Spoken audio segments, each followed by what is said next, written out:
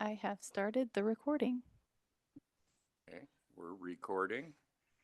The September Landmarks Board meeting is called to order.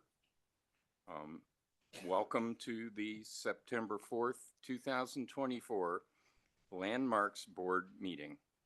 It's 6, I don't see the time, but welcome. Marcy will review the virtual meeting decorum, and we'll show this slide. All right, good evening.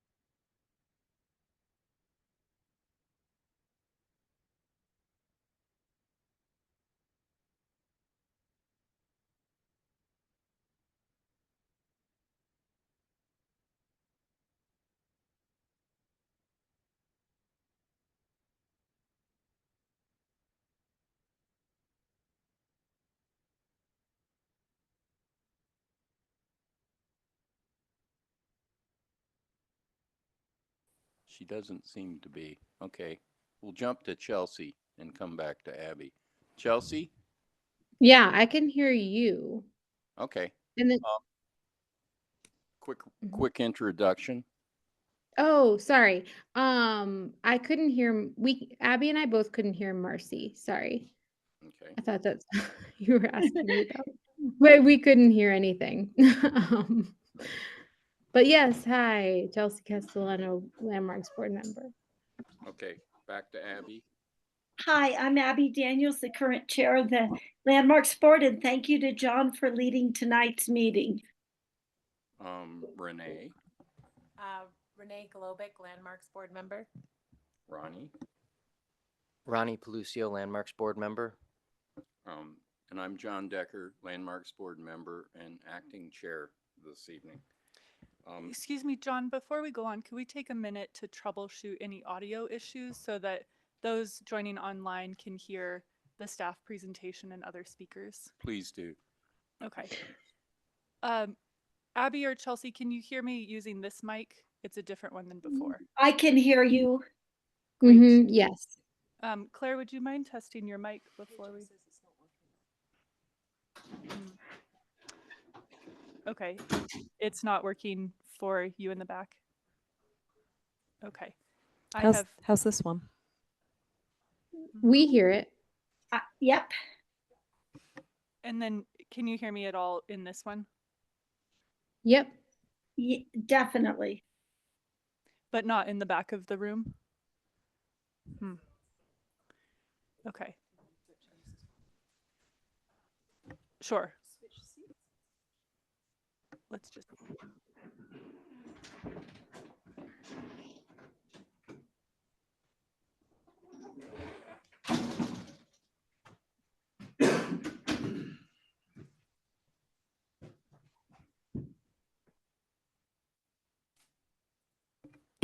All right, so can you hear me both in the room and online? Not very well. Yes. You're very clear online. Okay. My recent experience with the planning board is I've always struggled to hear staff on that side of the dais. And when I go back and review the tape online, it's crystal clear. Okay. I don't know how to resolve it, but that's been my experience. And that staff has to really get close. Real close. So I will speak very closely to the microphone and also speak up. So here we go. Okay, we also have our visiting presence from the planning board. Mark, would you like to give a quick intro? Just Mark McIntyre, the planning board liaison, or whatever the correct term is, non-voting person. Okay, we've gotten through those issues. Hopefully everyone can hear me. We know that people who are here to participate may have some strong opinions about these projects. We want to hear you and have found it more productive if you are speaking to persuade us rather than berating us, staff, or the applicant. As with regular Landmarks Board meetings, you may only speak at the appropriate time during the public hearing. Requests to speak outside of those times are denied. We request that members of the public who wish to speak in person sign up using the sheet with Aubrey.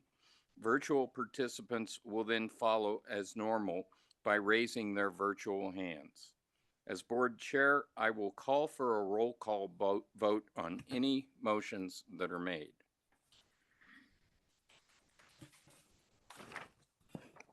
And the first issue tonight is the approval of minutes. Does anyone have changes or alterations to the August minutes? Okay, none appearing. I move that we approve these minutes. Do we have a second? I'll second. Okay, we will have a roll call vote. Abby, Aye. Chelsea, Aye. Renee, Aye. Ronnie. Aye. I also vote aye. The minutes are approved. Which moves us to public participation for non-agenda items. This is the time when you can speak to an issue other than those that are on our agenda. Do we have anyone who wishes to speak during public participation? Aubrey? We do have one. Sorry, actually, these signups are all for public hearing items. If anyone would like to speak for general public comment, please raise your hand. Lynn Siegel, you may approach the podium for your 3 minutes. Just give me one moment to queue up the timer.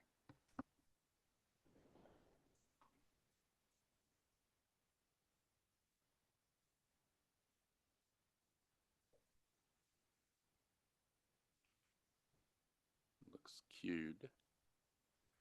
Lynn, we are no longer swearing people in for open comment. So you can proceed when the timer is. Lynn, you'll Says have to that turn here. on your microphone at the podium. There's a little button and it'll turn red.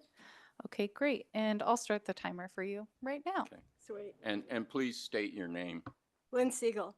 The deal is you got to stop demoing places in Boulder. I mean, there've been 4 demos in the last 2 LDRCs. This is, do you know what you're doing? Which one? 302 Arapahoe. They're going to put in 12, 16, $4 million condos there. Do you know what this does to Boulder?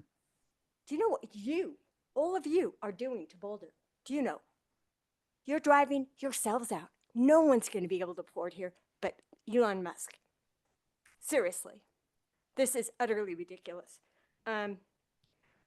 There's not even a number. They were going to call the police on me when I went up to look at 310 or what is it, 302 Arapahoe. That's where they're gonna put Condo City. And there's already condo, apartment.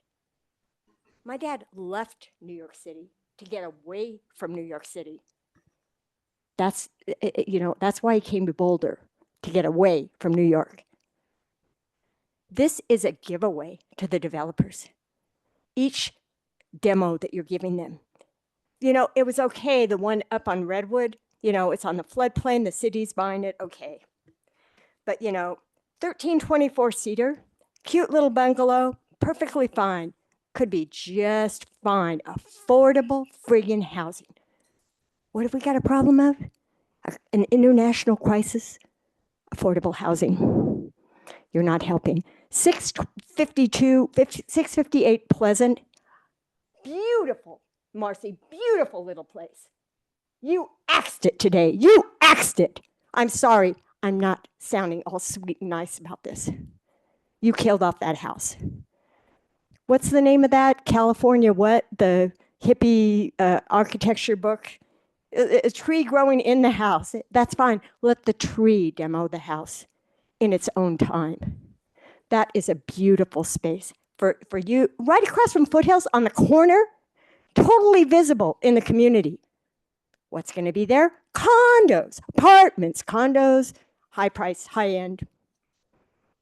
This is what you're doing. You're paid off by the developers. You are. All of you are paid off by the developers. I'm sorry. I know it.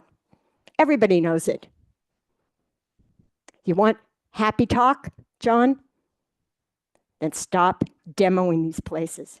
This is utterly ridiculous. Fortune Park, 545 Pearl, big house, perfectly affordable the way it is. Demo. It's called the Demolition Board. It's not the Landmarks Board. It's not the Landmarks Board. How dare you? Sorry, I'm not more pleasant, John. Just one quick clarification on process. The Landmarks Board, when we review demolitions, it is only against whether the house is a likely candidate to be a landmark. Unfortunately, demolition is approved in other levels of city action. We have nothing to do with approving demolition. We simply say we can't stop it for purposes of landmarking if it's not a landmarkable process or property. It's the way it's set up. We cannot halt demolitions regardless of what it's being used for because it's outside of our purview. So Change your purview. that's a different discussion. Okay, do we have anyone else who wishes to speak during public comment?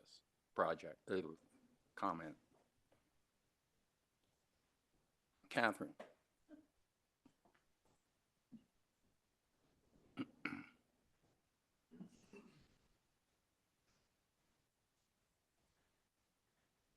Catherine, my name is Catherine Barth, and I live in Boulder. And I'm very happy to be here tonight, seeing all of you. And I'm going to be speaking in a very different tone. But there are some points, and some of the points are that we are losing a lot of the character of our town. And I don't know if there was a point, I think, probably in the 90s, shortly after I moved here, where we just put, I think it was after maybe the 88 or 89 crash, we just put a moratorium and we stopped everything for about 1.5 years or 2 years while we tried to sort things out. And maybe we're at that point again. Because we are losing a lot of character and a lot of texture in this town. And every time that $8 or $10 million houses come up as a cluster, they generally are replacing what was affordable housing. And I am so happy and proud that I was part of the group that got a landmark for West Pearl. And we landmarked that very modest early neighborhood that was outside of the boundary of Boulder. And thank goodness we did, because that probably would all be $1 million homes and very fancy condos. So there are some real issues that if we want to save the character of our town, maybe we better start thinking about it. And I don't know what mechanisms, and I certainly agree with you, John, that right now there isn't anything to pause and step back and say, you know, what can we do? What can we do? Because if another 10 $3 million townhouses or $2.4 million townhouses spring up, that does nothing to help with our problem of affordability. And it just kind of seems to make the problem worse. So I certainly have no solutions, but I'm just saying maybe we did have a moratorium in the late 80s or early 90s, and maybe it's time to think of that again. Thank you, Catherine. Good luck to all of you. I have to comment, and this may be, I know we have an agenda, but this is, as Lynn said, a global problem. This requires a broad, comprehensive discussion in this community. I've been calling for a review of demolition since I served on the board, but it cannot be done by us the way we are enabled, period. It has to be citywide and involve the next level of authority. So that is going to probably take some kind of citizen groundswell to happen. So we should move on. Do we have any potential virtual participants, Aubrey? If anyone would like to speak for public comment via Zoom, please raise your hand now, and I'll give it a couple minutes or a couple seconds.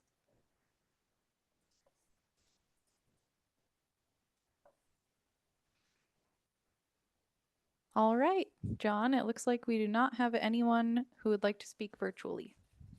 Great. Okay, we are going to go to a slide. And do we have no discussion of landmark alteration and demolition? There are no pending stays of demolition. Okay, all right. So we will move to our first public hearing item, which is item 5A. This is a public hearing and consideration of a landmark alteration certificate application to construct a 17-foot by 17-foot greenhouse at the property north of 200 Gaillardia Lane in the Chautauqua Park Historic District pursuant to Section 9-11-18 of the Boulder Revised Code 1981 and under the procedures prescribed by Chapter 1-3 Quasi-Judicial Hearings, BRC 1981. We do have a slide up, and Marcy is going to present this public item. Actually, Yes, Ronnie? well, we want to do ex parte first. Why don't I go through the quasi-judicial hearing process, and then I'll pause for any ex parte Okay, contacts. All right, we'll do that. All right, the hearing process begins when all members are sworn in. Board members note any ex parte contacts, and then staff gives a presentation followed by board questions. The applicant then has 10 minutes to present, followed by board questions. And then the public hearing is open for public comment at 3 minutes each. We'll do in-person speakers followed by online speakers, followed by any questions from the board. After the last speaker, the applicant has a chance to respond to anything that was said, and then the public hearing is closed and the board discusses. A motion requires an affirmative vote of at least 3 members to pass. Motions must state findings, conclusions, and a recommendation. And finally, a record of the hearing is available. And so I'll pause here for any ex parte contacts for this case at 200 Gaillardia. Okay, we'll go through ex parte contacts in roll call order, and we will start with Abby. There's just a slight change to the procedure. Landmarks Board is the only board that goes through each individual member and asks for ex parte contacts. So, you know, in talking with other folks who advise other boards and things like that, I would say that starting today, the expectation is that if somebody does have an ex parte contact that they need to disclose, that this would generally be the time, but we don't need to go person by person and ask them. That's a different procedure that we are now trying to get in line with the other boards, where we're just, if anybody has any ex parte contacts, they can bring them forward, but silence means there are none. Okay, so does anyone have ex parte issues? I just have one question to ask. When there is public comment coming in, like comments on all the emails, some of those emails are currently my clients. Does that matter? Like so I just want to, I guess I wanted to just be honest and say that out loud. I don't have. No. If you're not engaging with them in terms of conversation, discussion, Yeah. right? Those No. emails are generally getting sent to the whole board. Right. Just because you know the people who are sending those emails doesn't present a problem. The problem becomes not necessarily ex parte, but more conflict of interest, is if the actual subject matter of the hearing, if you or anybody in your family or the company that you work for has some sort of a business relationship with the applicants, then that is a potential conflict of interest, and that would be when you should call me. Okay. So no, I do not. Okay, I have a working relationship with the Chautauqua Association, in which in the last 5 years, I have been the architect, in fact, the architect of record for a few improvements on their property, including the Cafe Pavilion and the recent efforts to make modifications and create green rooms in the auditorium. I have not spoken with them about this particular application, and I feel that I am capable of making decisions without the influence of those previous engagements. And I will make decisions tonight based on the facts that are presented in the criteria alone.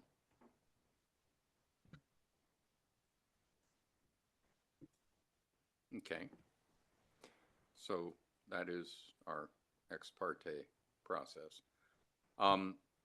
We will. And I'm sorry to interrupt. So I did have a conversation with Member Pelucio about this, and I don't think a recusal is required here, but I did want to put that on the record so that the applicants and members of the public just knew about that. But looking into it and examining the current facts of the business relationship, I don't feel strongly that there would need to be a recusal here, but there is a process where other members of the board, if they have concerns, could make a motion to basically force a member of the board to recuse. That does exist in the code, but I'm not advising that anybody take that action tonight. Okay. So, anybody else? No one else? All right, then we will move to staff presentation. And Marcy, I believe you're presenting. Thank you. All right, good evening. For this landmark alteration certificate application, the criteria for your review is found in Chapter 911.18 of the Boulder Revised Code. And that's whether the proposed work preserves, enhances, or restores and does not damage exterior architectural features of the property, that it does not adversely affect the historic architectural value of the property, and that the architecture, arrangement, texture, color, arrangement of color, and material are compatible with the character of the property, and that the Landmarks Board will consider the economic feasibility of alternatives, incorporations of energy efficient design, and enhanced access for the disabled in your decision.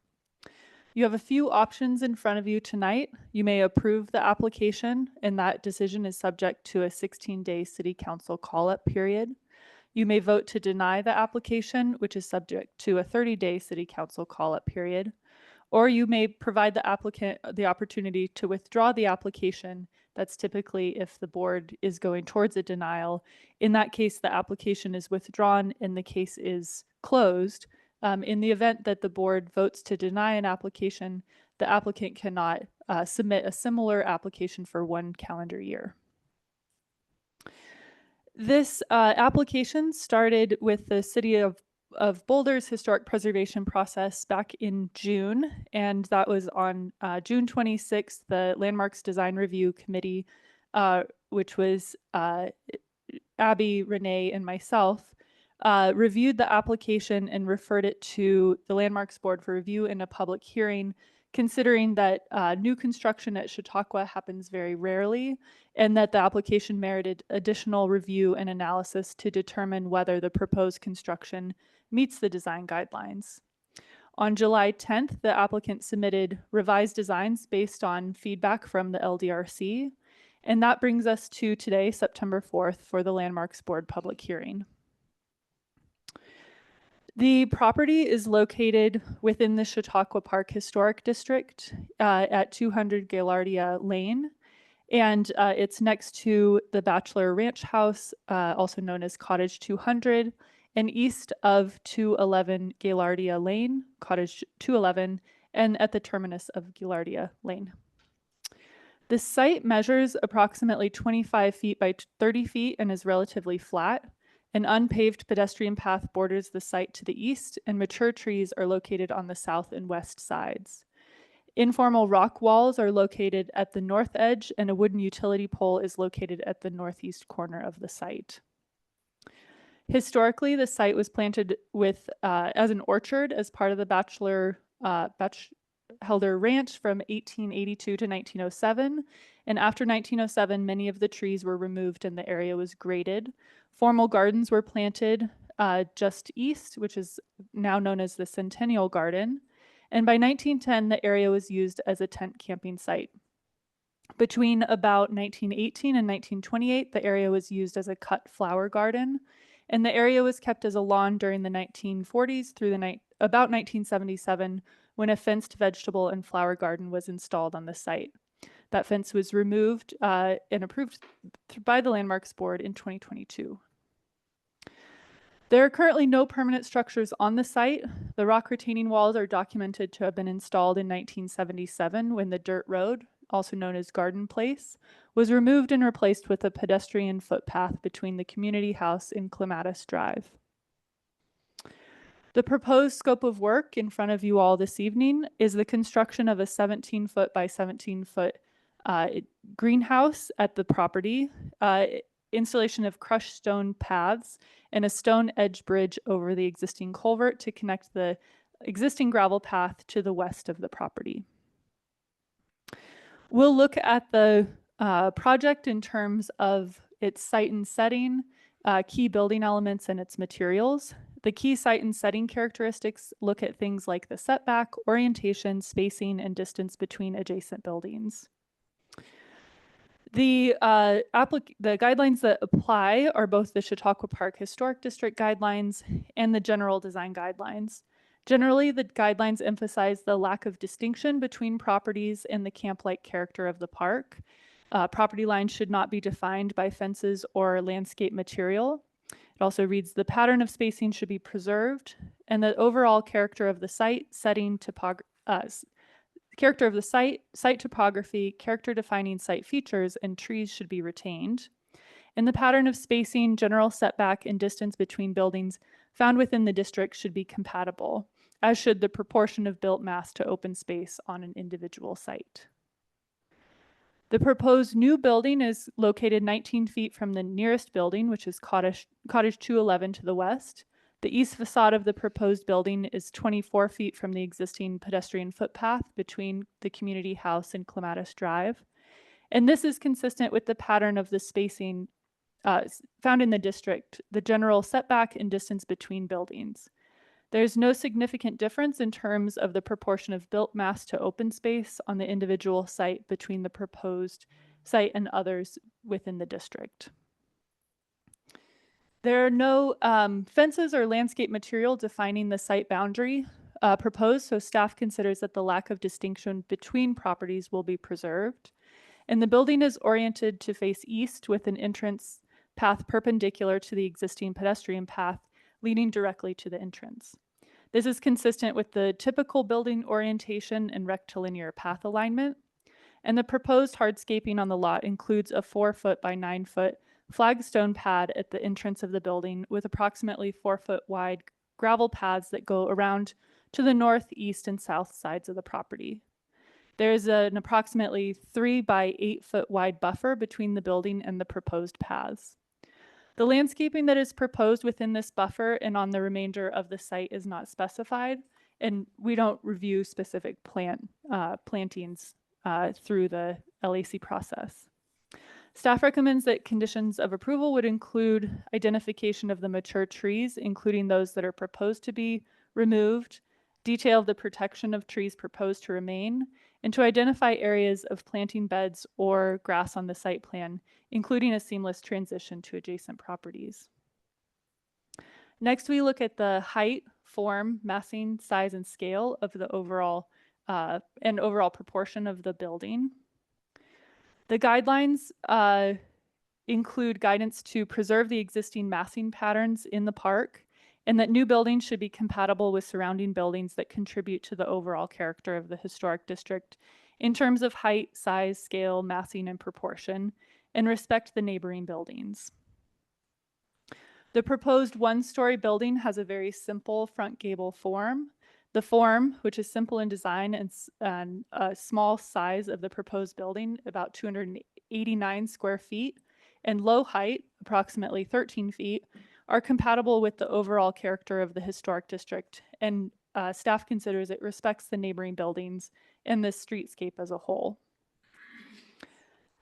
The approximate 2-foot tall knee wall around the base of the building does not increase the perceived mass of the building. And then we move to the key building elements, which include the roof form, windows, and doors. These guidelines talk about using window patterns and proportions that are found in the district. And windows should match the general pattern found in the park and not occur between floors or in gable ends. That's mostly for cottages. And the relationship of solid to void should be compatible. Staff considers that because the proposed accessory building is to be used as a greenhouse, that differs in use and the design language than the more frequently proposed accessory buildings that we see in historic districts. The building is proposed to be constructed out of wood and steel frame, supporting large panels of glass that include cross-structural supports. The building rests on a knee wall that surrounds the building on all sides and is interrupted only for the entrance door on the east facade. The building form is modeled on the Chautauqua Cafe Pavilion, which was constructed in 2022 and based on historic images. It uses a post and beam construction with steel structural supports. The proposed greenhouse is predominantly glass, and as such, this ratio of solid to void is unusual and not found in the district. However, the building is very simple in design and reflects the traditional forms of a greenhouse. The gable form with a moderate pitch is commonly found within the historic district. The last aspects that we looked at are the materials and details, including the scale, proportion, texture, type, and finish of materials. These guidelines discuss preserving, talks about the materials of windows should typically be wood, and in scale, proportion, finish, and character to those traditionally found within Chautauqua. The colors should match the Chautauqua Association's palette, and the materials should be similar in scale, proportion, texture, finish, and color to those found on nearby structures. Looking at the proposed materials, the stone veneer proposed is compatible with nearby historic structures. However, the stone, when used on buildings, is usually on buildings of a much larger scale. These include the community house, missions house, academic hall, and the auditorium. Stone is also found at Chautauqua in the historic swales, as well as contemporary stone walls near the auditorium restrooms. Staff considers that painted wood siding or beadboard, similar in scale, proportion, texture, finish, and color, found in nearby similar sized cottages would be more appropriate and would contribute to the camp-like character of the district. Other materials proposed include a single pane tempered glass, fire-treated wood, steel, the stone veneer, wet set flagstone for the entrance pad and bridge, and stone edging and crushed rock pathways. The flagstone is appropriate and is a material found throughout the district, and the edging type for the crushed stone is not specified on the plans, nor is the treatment of the setback surrounding the pathways. In addition to the compliance with the guidelines, the standards for issuance are found in 911-18. And going through these, staff considers that the proposed construction does not damage or destroy the exterior architectural features of the property or the historic district, because no structures will be removed from the site as part of this proposal. Staff considers the proposed construction does not adversely affect the special character or special historic, architectural, or aesthetic interest or value of the property, as the proposed building is relatively small in scale, uses a traditional form and materials, and does not obscure historic features within the historic district. And staff considers that if conditions are met, the architectural style, arrangement, texture, arrangement of color and materials will be compatible with the character of the historic district. And with that, staff recommends that the Landmarks Board approve the application, finding that the proposal meets the standards for issuance of for a landmark alteration certificate and is generally consistent with the general design guidelines and the Chautauqua Park Historic District guidelines, stated that conditions are met. And so the conditions that staff recommends is to revise the stone veneer knee wall to painted wood siding or beadboard, and then details including identifying mature trees on the plans and providing details about protecting those trees that are proposed to remain, identifying areas of planting beds or grass on the site plan, including a seamless transition to adjacent properties, detail of any guttering on the plans, and providing details of the proposed doors and windows and edging type for the pathways, as well as the paint color and exterior lighting if proposed. So with that, I am happy to answer any questions the board may have. It looks Thank like you, yep. Marcy. Does anyone have any questions for Marcy? And it looks like Abby does if, there you go, thank you. Abby. Thank you, John, and thank you, Marcy, for that great presentation. I have a quick question, and I don't think this would apply to the general design guidelines. Do you know, or are you aware if the Chautauqua Park Historic District guidelines have been reevaluated or updated since it was named a National Historic Landmark, which I think was in about 2006? That's true. So the guidelines as a whole have not been revised or updated since 2006. They've only been added to in terms of lighting, which was adopted in 2018. Well, and I actually served on that lighting, which was a fascinating and really rewarding experience. Okay, that was my only question at this point. Thank you. Anyone else have questions for staff? Just one quick thing, John, I hate to be a nitpicky person, but just a little bit closer to the mic. Okay. Thank you. So awkward. That's a helpful thing, Aubrey. Okay. I'll pay attention to that. Okay. With that, we will move on to the applicant presentation. Do we have representatives here this evening to present on behalf of the applicant? Okay, It looks like we have Jason Hill virtually. Jason, I'll send you a promotion. okay. And I will have to swear you in, Jason.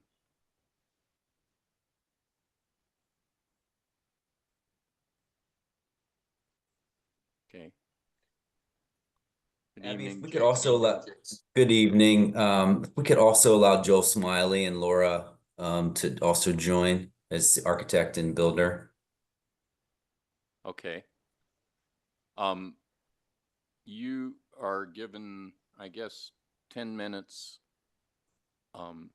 We normally, Marcy, do we extend it to each person, 10 minutes each, or is 10 No. minutes collective? It'll be 10 minutes for the applicant presentation, but if anyone from the applicant team wants to speak under public comment, they'd have 3 minutes each. But Okay. the whole applicant presentation should be within 10 minutes. Right. So at the point of speaking, everyone will have to be sworn in. So Jason, can you raise your virtual hand and swear to tell us the truth and all of the truth? I swear to tell you the truth and all of the truth. Thank you. Okay. And you have 10 minutes, so you may proceed. Thank you. Good evening, Landmarks board members. Thank you for having us. Aubrey, you're in control of the slides there? We've got it over here, so you can just ask us to advance and we'll click the button. Okay, sounds great. Thank you. Let's go ahead and advance. We'll jump right in. I don't often deviate from the project itself when I'm in front of Landmarks board for these sort of projects, but I think this particular project is important for us to explain why we're interested in building a greenhouse, and really a Firewise garden and greenhouse is what we're calling it. Well, for the past several years now, Chautauqua has been spending a lot of time and resources thinking about and preparing for wildfire mitigation. As you might assume, being right on that urban wildland urban face is something that has been scary since the Marshall Fire, but I think been something we've been thinking about for a long time. And this project is a part of that process. So we have been, I really like to think of us as a leader in the state, and even maybe larger than that when it comes to historic sites that have such vulnerabilities like Chautauqua, and how we think about our defense in in a wildfire scenario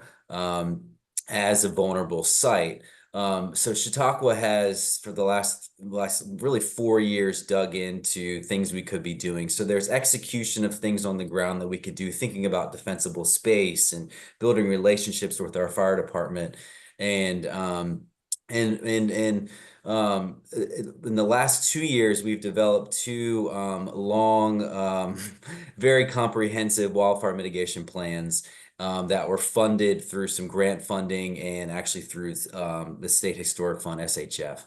And one of the many projects that came out of that planning effort was to continue to think about our vegetation, to think about Firewise plants, and find means to further research and think about what is best for Chautauqua. So here we are today.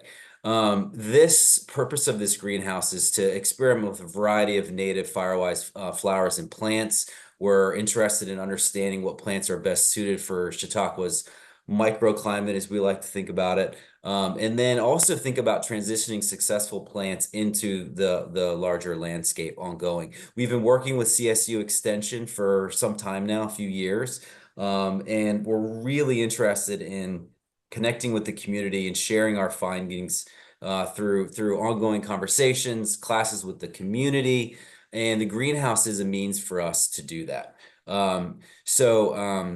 So we're really excited about this opportunity, and you can go ahead and advance.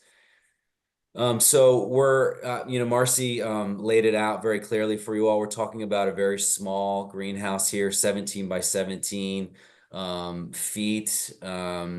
We are interested in the hardscape is just really a bridge to get over to the greenhouse, and then that landing that was shown on the drawings that you reviewed. The softscapes, which I understand is not in your purview, but I think is an important piece to this project. We're actually going to have sort of like you would in a botanic garden or an arboretum. We're going to have plant tags, and we're going to have different plots around the garden is the idea. It will look like a garden like it always has been. But these plants will be Firewise plants that we will rotate in there and have plant tags so that community members, anyone can come up and sort of see what we're experimenting with. Next slide. I think let's go ahead and advance a few of these slides because it's just very clearly presented with Marcy. So this is the site right here, right next to Cottage 200, Batchelder Ranch. It's about a 30 by 30 area, and the greenhouse will be about half that size. And just for, I think it's helpful to the cottage right behind there in the foreground is the Cottage 211. That cottage is a 2-bedroom unit. It's about 560 square feet. So this greenhouse is about half that size, a little less than half. Next slide. I think you saw these photos in the first presentation, so we'll keep going. And we'll keep going. This is just more photos of the site. Just wanted to make sure you guys could see. We'll keep going. Let's keep moving. Thank you. So design goals, as Marcy spoke about, one of the most important things we thought about, we do not need a large greenhouse. We think that anything bigger than what we have proposed here today would just be too massive for the space. So that was a really big part of our discussion as a design team, making sure that it's subordinate to neighboring historic buildings. And then, of course, most importantly, the intention of this greenhouse is not to replicate or look like it is historic in any way. So, we're working here to avoid creating any false sense of historic development with this structure, and the steel elements help with that as well. So we think that it fits in with the surroundings in the park, based on Secretary of Interior standards. Section 9 depicts how you would go about adding or altering new structure on a historic site. So we really took those guidelines at heart when thinking about the design here. Next slide. Again, I think you saw this slide in the presentation, so we'll keep moving. Just a couple more here. This materials, that's an example of the flagstone bridge to get across the swale there. We'll keep going. So community input process. We have there's been a CCA portion to the community input process. So we held a town hall meeting in April. We posted links to our website for folks to inquire about the project. And we also solicited emails from folks in the community to answer their questions. Of course, we're here today, and we were also at an LDRC hearing for people to hear about this. This project has also been before the Chautauqua Board and the Building and Grounds Committee, where there's also been information about the project for the public. So we feel like we've really gone above and beyond to make sure that the community was aware of this project and had the opportunity to provide feedback if they would like. Next slide. So as I've mentioned, this project is all about wildfire protection and continuing to advance the work that we've done forward. It's an extension of the historic use of this space. And, I think that it could be used for many, many years to come to educate folks about our wildfire mitigation efforts. And, we think it's most importantly respectful to CCA's design guidelines. federal design guidelines as it pertains to adding new structures to historic sites, particularly national historic landmarks. And we think it's a creative and adaptive use for a space that has been a garden for a long time. It reminds me of the theme at the Saving Places Conference this year. We need to think about creative, adaptive uses for spaces at historic sites to keep them interesting, to keep people coming, keep people learning, keep people engaged. So with that, I'll conclude, but I did want to just quickly address a few comments that I know you heard through email or I think through email. I've seen a few. You may have heard that this application was not completed and did not adhere to the public process. This is false. We have applied for an LAC for this project, just like we have for every other project we've completed at Chautauqua. We compared to other historic districts. There's quite a lengthy process for review at Chautauqua, and this project moved through that process no differently. I think there were some comments I've heard about this project sort of being some sort of covert operation that did not include engagement with other public entities such as the State Historic Fund or National Park Service. This is false. I have written documentation with local representatives of the National Park Service from the Lakewood office from May and June, and SHF was informed of the project. Both parties were happy to hear about our continued progress towards wildfire mitigation and saw this project as a means of achieving those goals. I've talked to you about all the engagement that we've had with the community. We've offered many opportunities for people to comment, to provide feedback, and we took that with open arms. There's been talk about removing trees. There has never been any trees discussed to be removed, nor do we have any need or desire to remove any trees as part of this project.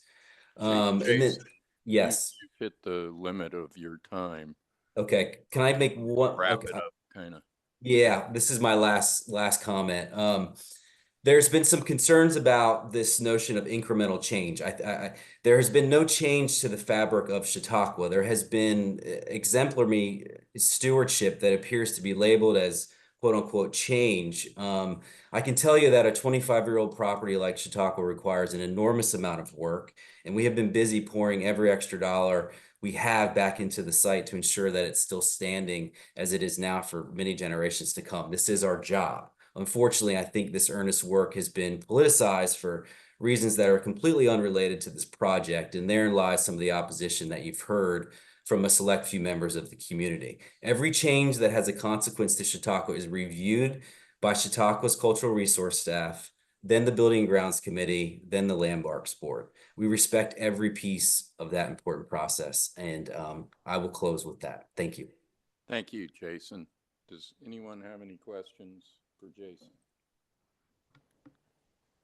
Yes. You know, I actually appreciate Jason following up on the comments that were sent to us via email. And so personally, I'd like to let Jason continue to go through anything on his list that might reference comments that we've received via email, because I have questions about some of them, and maybe others in the audience do that perhaps are the authors of those emails. So I wonder, Jason, is there anything else on your list? And if my fellow board members are interested in hearing that, I think it would be really good use of our time. Thanks, Ronnie. Oh, sorry. Yeah, I agree. I also think that like we're gonna have public comment and he could address them then too. Yeah, I think that it probably should be addressed in relation to the public comment. The reason why I think it's valuable now is because we have them in email, and this is my opportunity as well, Jason, to ask you questions that are in the email form. And so I just want to make sure they have representation. So I think we'll hear from the public and be able to have a discussion with them as well about anything that might repeat or be new, but it just feels like a really good opportunity to daylight anything that might be either incorrect information in emails that we've received or components that we've heard that I definitely have questions about. And it sounds like he already has a list. Are there other things, Jason, on your list? I think I flew through most of them. There was one more. I think I had sort of been hearing and saw some emails about CCA needing to spend more money on wildfire mitigation. We just did a full analysis and submitted for another grant where we identified upwards of $1 million that we've spent on wildfire mitigation. Fire mitigation is an absolute necessity for Chautauqua. And, this is an opportunity to learn more about and educate the public. I think I went over the comments about National Park Service and State Historic Fund, completely false. We've had conversations with both of those entities, and I'm happy to provide the documentation of that. I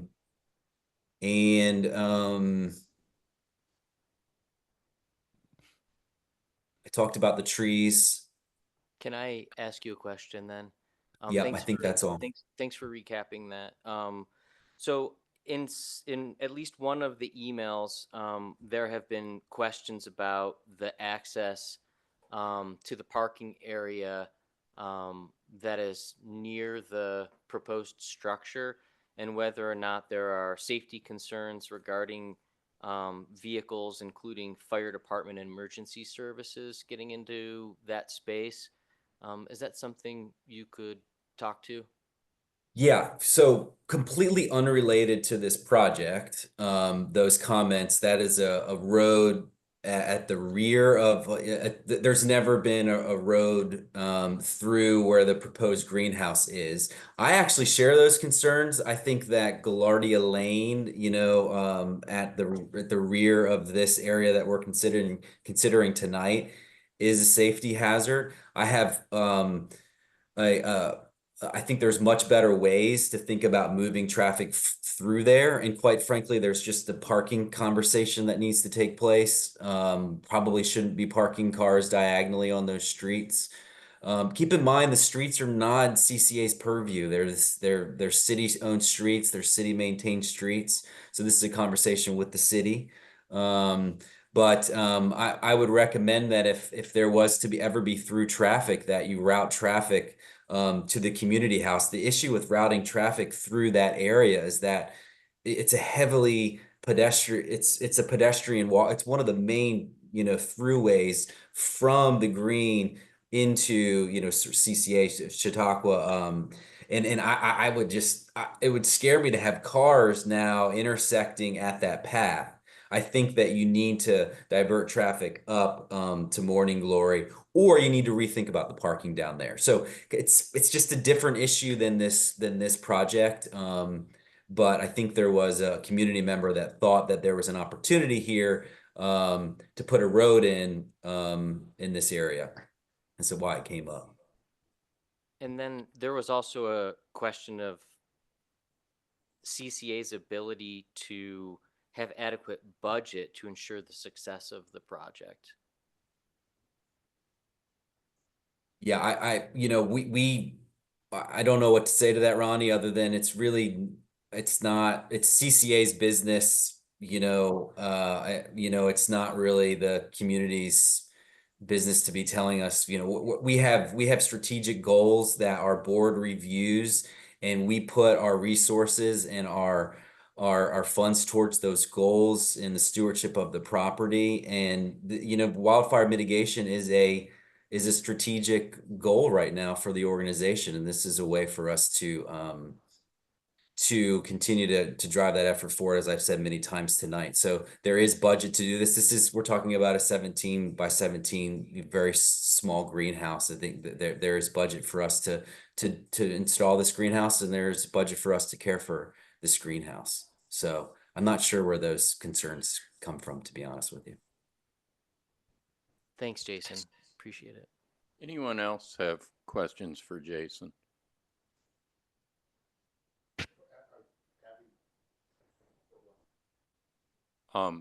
Abby? Abby? Thanks, John. And Jason, thanks for your presentation. And I know I got a sneak preview of this in June at the LDRC. I know you offered to show us documentation from the State Historical Fund. I don't need that. I was curious if you talked more to the grants department or like the SHPO, and that's just more out of my curiosity from previous years of working with them on various projects. I'm more just curious. Yeah, we didn't pursue any grant funding for this project. So no.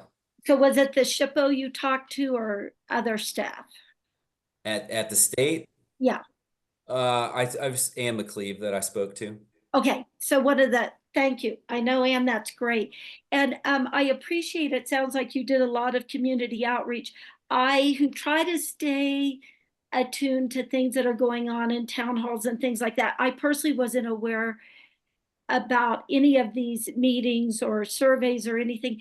Do you have, and I don't want to put you in the hot seat, do you have any sort of rough estimate how many people might have responded in various ways, venues and formats to this, like several hundred? Or I know that's kind of unfair. I just, we No, it's all okay. the Chautauqua so much, we feel like it belongs to us. So, there's a lot of people who it's their affection for Chautauqua, where I do think we take that ownership so kind of personally. So I just wondered if you had a rough estimate. Yeah, which is a good thing, right? We want people Yeah. to care about Chautauqua. Rough estimate. We hold, Abby, we hold town hall meetings. Usually twice. We've been doing them twice a year. And it's, I think we had a pretty good turnout at the town hall meeting where this was discussed. I would say 50-ish people. I didn't get a lot of feedback, honestly. There was a couple other topics, didn't get a lot of feedback. We did get probably 10 or so maybe emails with specific questions. And so we've been responding to those. They're actually, I think we included them in our application for the LAC, just to kind of document some of the questions that we're getting. I think really what's happening is for some reason folks are less interested in asking me the questions and more sending you all requests. But I'd say we're in the like 30 to 50 range. Thank you. That's really helpful because I know it's no surprise to you that Boulder citizens do like to speak out and speak up. So that's helpful for me. I have no more questions. Thank you, Abby. Anyone else? Okay. I have a quick one. I'm not a botanist, but I think this sounds like a perfectly wonderful project. But one of your key goals is to grow and select plants and evaluate them in light of Chautauqua's microclimate. And I'm not sure how growing something in a greenhouse environment informs the efficacy of a plant that would be not in a greenhouse in Chautauqua's microclimate. So can you explain that to me? Yeah, sorry if I wasn't clear. So it's not shown well on the diagram tonight, and I apologize for that. There are 6 test plots outside around the garden space is about half, the greenhouse structure, I should say, is about half of that plot. And the other half, where the reason there are those walkways is because there are 3 plots on either side. So the greenhouse was going to be used as an educational opportunity for us to engage with the public year round and also do some seed starting. We're known for our flowers at Chautauqua. So there's a lot of CSU extension flowers on their list that we wanted to start from seed in the greenhouse, move them into the test plots, get plant labels so that the community could see what we're doing. And then if we have success, transfer those into the field. I know that we might sound a little bit like too special to say that we have our own microclimate, but I'm telling you, there's something about you down, where you're sitting there, you might get 6 inches of snow. We've got 18 up there, and it's really interesting. And so we like to think of it as our own little microclimate, but it would flow from greenhouse, test plot, field is the idea. But really, it's about engaging the community throughout the year about what we're learning. And CSU is really excited to come out and participate. they're all jazzed about it. So I hope that clarifies. Great, thank you very much. Thanks, Mark. I have one project question. Since it is a greenhouse and you're going to have environmental control of some type, how are you going to control and condition the greenhouse environment, and where is that equipment going to be residing, or where is that, I guess, control coming from? Well, this greenhouse it's not going to be that fancy as far as if you're talking about like, so we're going to have fans in the greenhouse, in the summertime. We have a full-time staff horticulturist. It's amazing. And he's been helping us throughout the design of this project. So it's not as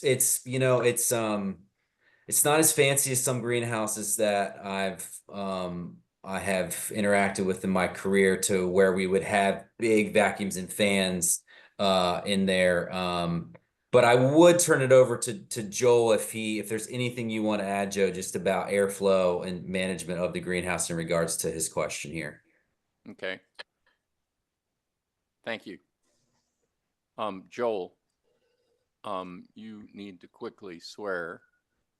So you can raise your hand, which you have up, and swear to tell us the truth and the whole of the truth.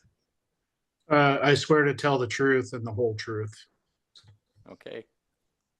Please. I think the intention of the greenhouse is really a season extender.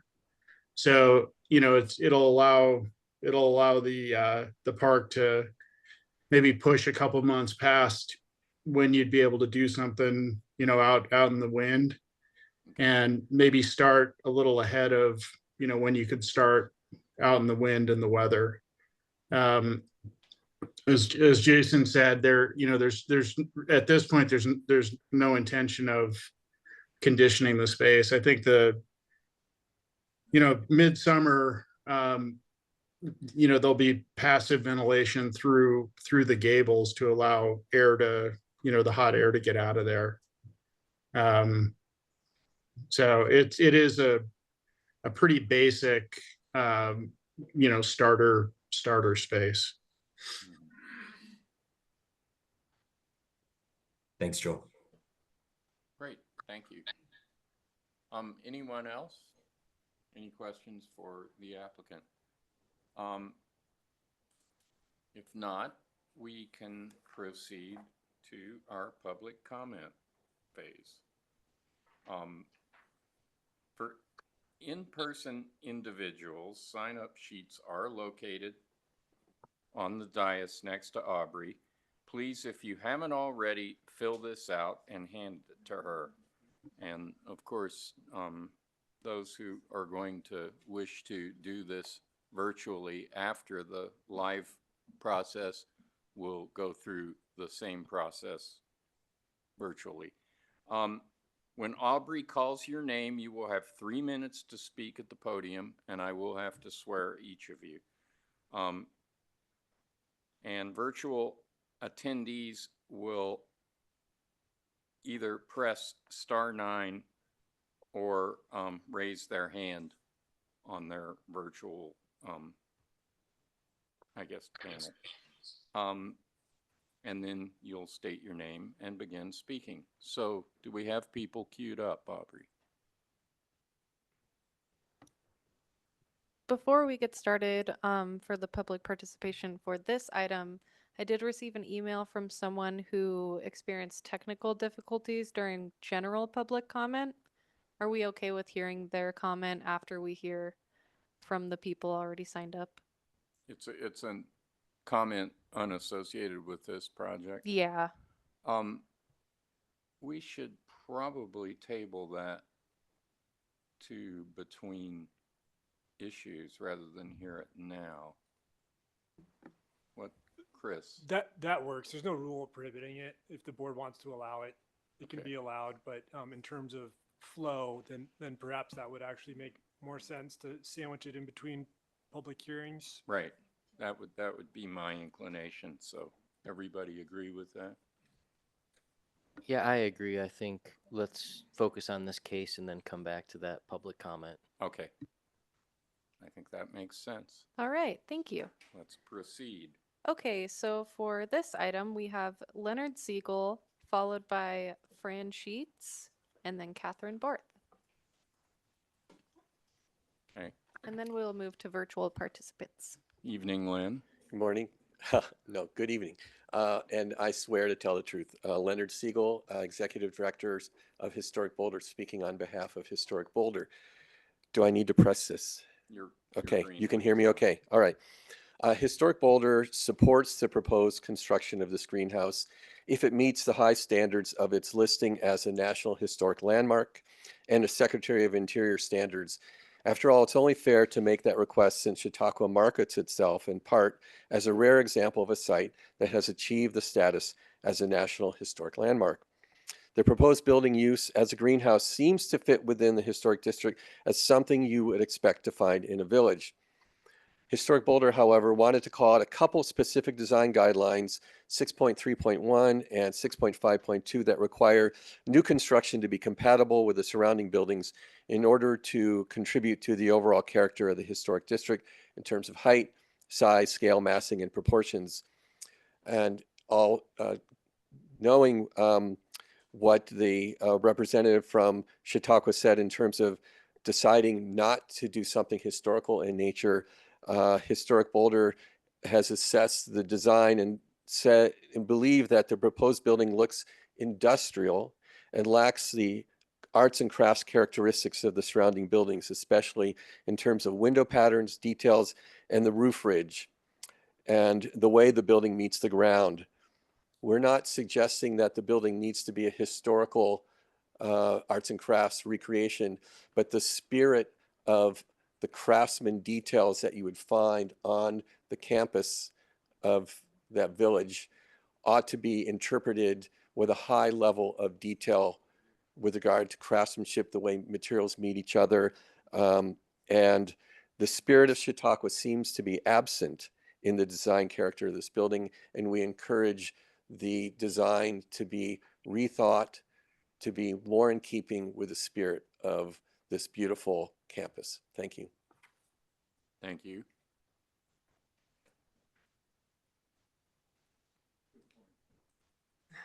Good evening, Fran. Good evening.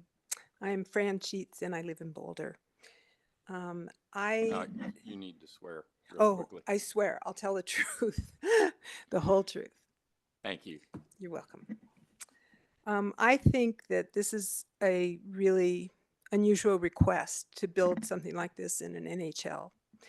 And I think we need to really ask ourselves whether this is really needed at all.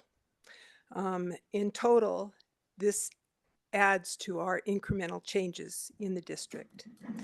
There's a difference between submitting this proposal as a new structure for the state review and asking if the review would be required by NPS, as I think is claimed.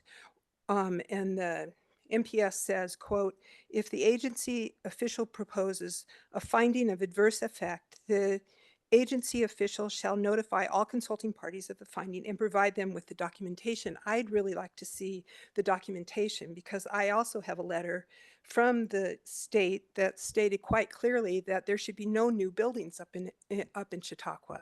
And they were quite clear about that, and they were very clear about saying that but by doing so and continuing to do so without their approval, that they put the NHL status in jeopardy. And as important as Chautauqua is to the larger community, I think there should have been more and wider discussion. I live in the community and I'm fairly aware of what goes on, like Abby is, and I wasn't aware of these meetings. So, and there are a lot of people who have said the same thing to me who actually live in Chautauqua. People who aren't there in April and didn't have a chance to contribute. Let's see. So why is this being pushed through now? I think there needs to be more review. I think there needs to be more open discussion. There are a lot of people who care a lot about Chautauqua and felt like they were despite what the representative said, felt like they were not given adequate opportunity to actually express themselves. And asking a few questions and being answered in writing is really nice, but it'd be nice if there were, as Boulder used to expect, some kind of open discussion and not just being told what is coming. And I too asked the question that if you're into these plants in a microclimate, why are you putting them in a greenhouse? It makes no sense to me. And there's nothing wrong with having plots out there, but it makes no sense in a dark area with a lot of shade and not a lot of heat and not a lot of space to be putting up a greenhouse. Thanks a lot, guys. Thank you.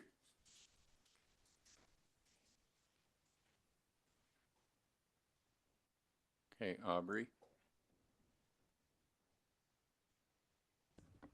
All right, I believe Catherine Barth is next.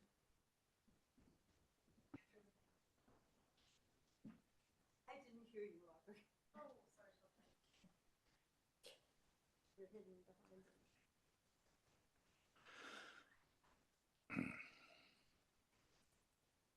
Well, guys, Catherine Barth, and I've been, I've been, We need think- to swear. oh, I will tell you the truth. And I've Thank been you.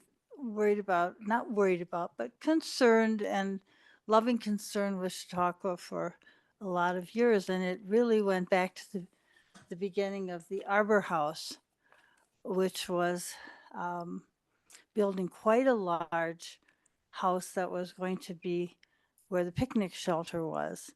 And that ended up involving the State Historic Preservation Office. And they said, no, that's not appropriate to remove the picnic shelter, which had historic significance of its own. And at that time, the State Historic Preservation Office said no new buildings really were appropriate at Chautauqua. So I'm not saying that this is not a good idea, that Firewise plants are not, a good thing to think about, but I think we should really be involving the State Historic Preservation Office and bringing them out and having them very involved in what they think about. Now, after the Arbor House, which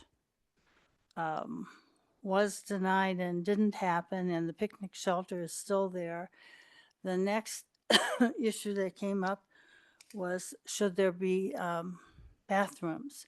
And I remember we spent several tours with people from the State Historic Preservation Office walking around Chautauqua to find 2 or 3 possible locations for bathrooms, primarily for the concert hall. But at that time, there were promises made that those bathrooms would be available to hikers.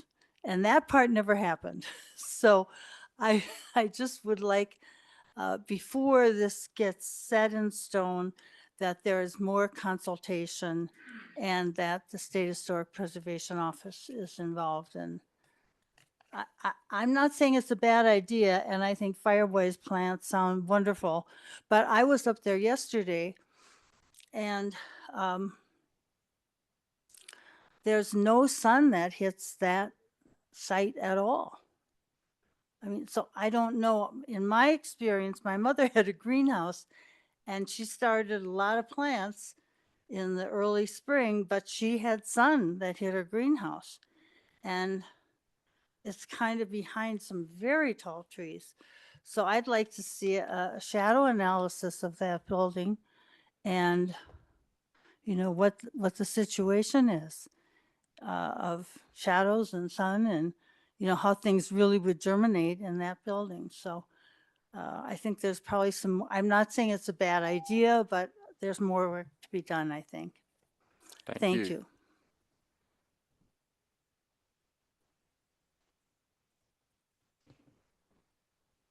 All right, and our next sign up is Lynn Siegel. Okay. Sounds Lynn Siegel, I swear to tell the truth. Okay, thank you. Sounds good to me.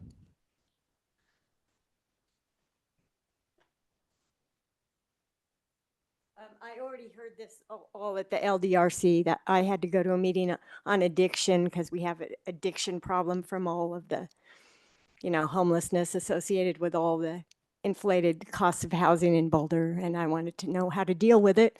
So I had to take a break there. But I've already heard all about Gallardi and the greenhouse in LDRC. So yeah, it sounds like a good project to me. Great. Thanks for putting it together. And I hope that the public can be exposed to greenhouse growing. Fabulous. Okay, thank you.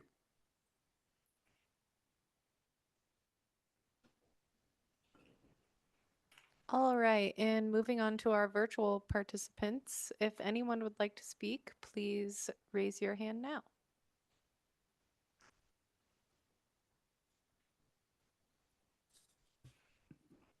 All right, it looks like we have Margaret Ryder, followed by Pat Shanks and Peter Spear. You will each have 3 minutes, and I will allow you to speak in that order.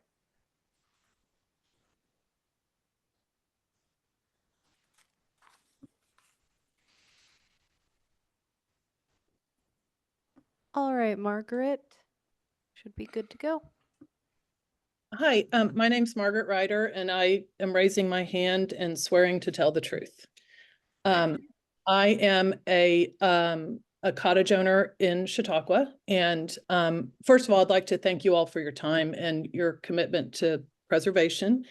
And as we know, any change or addition to a new structure, any change or an addition of a new structure to an NHL is a big deal, and it should really have a robust process. For instance, CCA did a remarkable job with the parks lighting plan that was referenced earlier, that several years ago. And I wish this project would have had the same attention, or even more attention, since it's the construction of a new building. There's concern also that this building will eventually become a venue for private events, and I would like for that to be clarified either way. And there have been references to the town hall meeting, and to be clear, there was a town hall meeting, but the subject of the greenhouse came at the end of a very long meeting, which followed other very complex subjects like the undergrounding of the power lines and the survey to determine property lines in the park. And any one of these topics was important enough to have a meeting all to its own, but the greenhouse was at least the fourth item on the agenda, and didn't have a lot of conversation. There's been no public board discussion, and when CCA was asked about that, we were told that they had discussed it multiple times in committee meetings, but when asked to share those minutes, we were told that it was too much for staff to provide those. So we have not been privy to the conversations within the board or within the board committees. I do applaud CCA's desire to learn more about Firewise plants, but as a gardener myself, and I have a greenhouse, I know that a greenhouse is not necessary for what they're talking about. So I ask that you postpone approval on this to allow time for a really robust and inclusive process that considers all stakeholders and, most importantly, preserves Chautauqua. Thank you.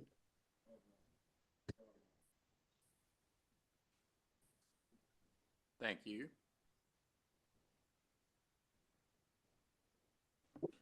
And Margaret, before you go away, was that the comment you emailed me about?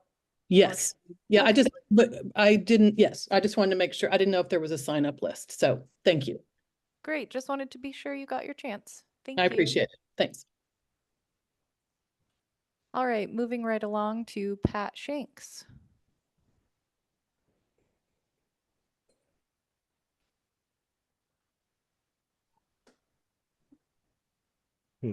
I'm Pat Shanks, and I'm raising my hand and swearing to tell the truth.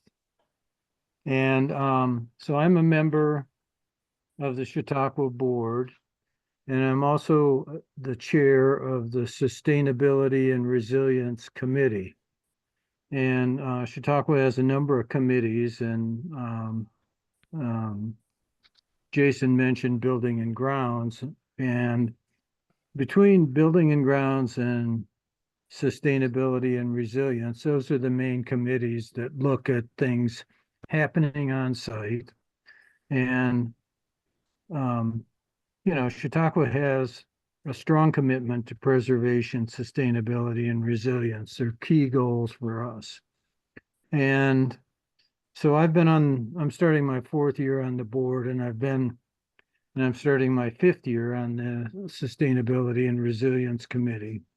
So I've been around for all of these discussions about the Firewise Garden and greenhouse. And I can say, first of all, that the Sustainability and Resilience Committee strongly supports the idea of the Firewise Garden and greenhouse. And obviously, fire issues are critical for Chautauqua, especially after fast-moving fires like Calwood and Marshall. And we have a uniquely difficult situation where Chautauqua owns 2/3, roughly 66 of the cottages, and then private owners own the rest. So creating defensive space around those cottages is a really important goal. And it's sometimes hard to convince people or to even take the step of removing vegetation from around the buildings. And so fire-resistant plants are a key solution for Chautauqua. And, CSU Extension has produced the Firewise Plant Materials Fact Sheet, 6.305. It has a list of roughly 80 plants for gardens around houses, about 30 shrubs, and about 25 large shrubs or trees. This is an excellent resource, but challenging to use since there's so many choices. And Chautauqua is a unique environment because of its slope, its vegetation, its altitude, and so forth. And so I think the idea that the Firewise Garden and greenhouse where plants can be prepared are important and will provide important information for this. Thank you. Thank you.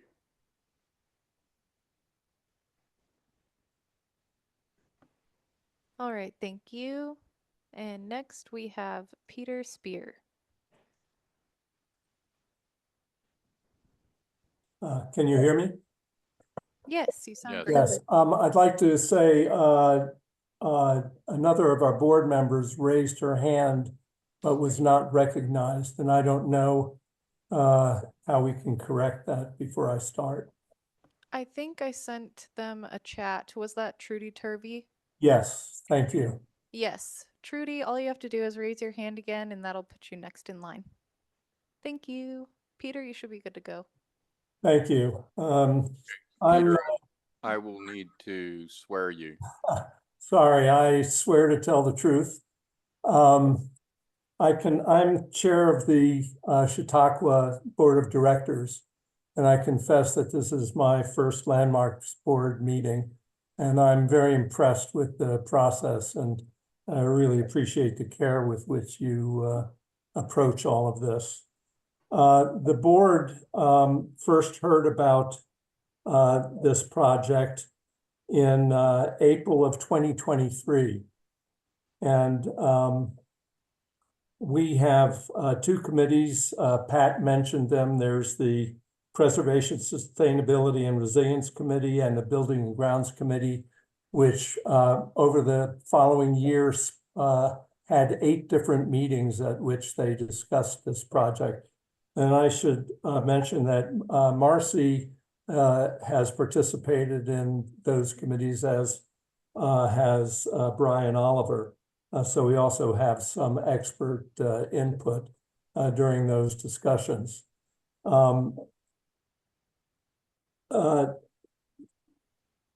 The community members on those committees, let me just skip that. Those discussions included consideration of 3 different greenhouse options and schematic plans, and also budgets.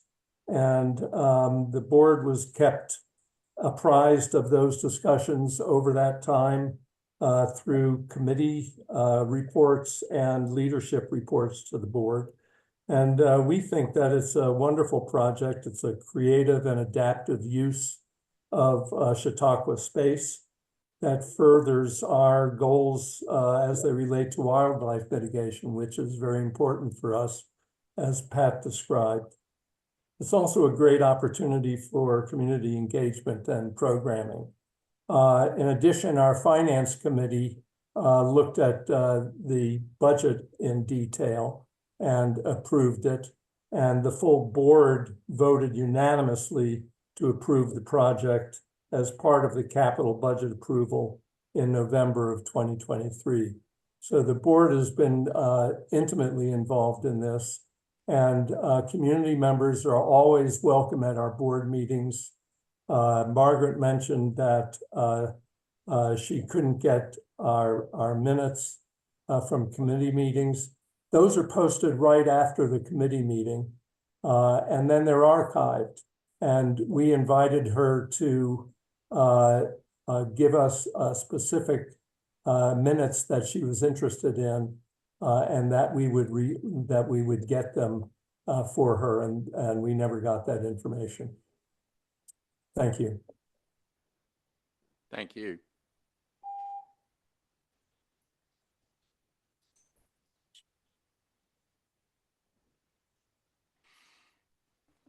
All right, next we have Trudy Turvey, and then I see Margaret Ryder's hand is raised once more. All right, Trudy, you should be good to go. I swear to tell the truth. My name is Trudy Turvey, the Vice Chair of the CCA Board of Directors, just beginning my second 3-year term. And I would like to address some concerns that have been brought up about opportunities for community engagement related to this project. I can assure you that there have been many opportunities, and I'm going to list them for you. In February of this year, the minutes of the B&G Committee, Building and Grounds, which included a discussion and details about the greenhouse project, were posted on the website for the public to view and comment on. After publicly posting the minutes, the full board met 3 days later on the 12th. Because we always include a public participation portion of the meeting where members of the public are invited to speak, that happened, and there were no comments on the greenhouse in February. At our next board meeting on April 15th, again, opportunities for the public to speak, and no comments from the public came to us. At the time, Shelley announced that there would be a town hall on April 24th for residents and other community members, where they would be soliciting input on the garden. On April 24th, the town hall meeting occurred via Zoom so that residents who were out of town could participate. The purpose was to review the status of the project and to gather input from the community on the design of the garden and the greenhouse. The meeting was well attended, but there were no questions nor comments regarding the greenhouse. Between April and June, staff solicited comments from the community via email. They were directed to send their comments, questions, and suggestions to info@chautauqua.com, where they were channeled to the appropriate staff for response.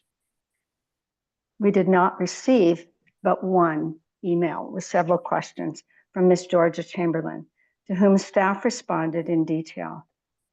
I believe this email and the response is included in your application materials. Ms. Chamberlain also wrote to Peter Spear, our chair, who provided a detailed response. In addition to being able to follow board and staff consideration of the project by reading board committee reports and participating at board meetings, residents of Chautauqua have a representative on the CCA board and are encouraged to refer any questions or concerns to their representative.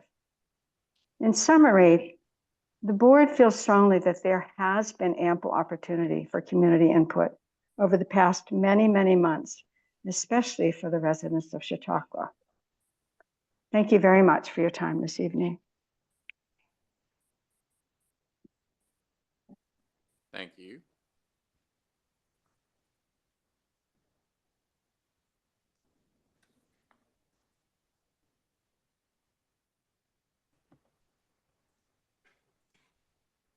All right. And to my knowledge, members of the public are only allowed to speak once under public comment. Is that correct, John? That's correct. All right. Well, thank you for your time, Margaret. Do we have any additional requests to speak? If you would like to speak virtually over Zoom, please raise your hand.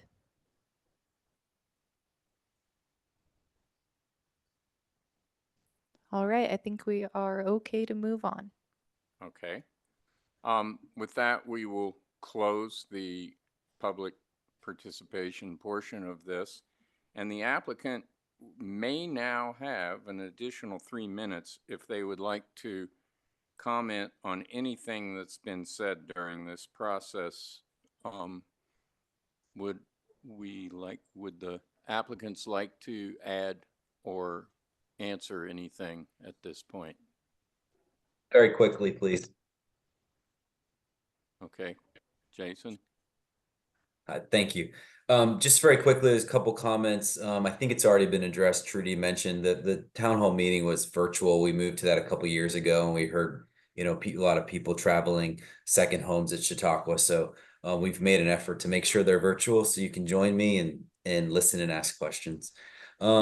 There's been a few comments about shade in the area, and I know the purview of the Landmarks Board is not whether or not there's shade there or not, but whether or not the structure is appropriate. There is actually almost no shade, believe it or not, the way the sun falls in that area. If you look at the photos in the presentation, you can see that. And I've been astonished and stood there. My office is in the building next door, and I stood there throughout the day, and there is no shade in that area.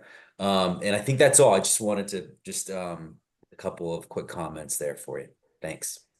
Okay, thank you, Jason. Joel, do you have anything you want to add?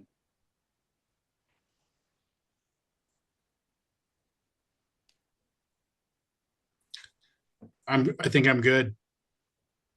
Okay. All right, I believe with that, we can move on to board discussion.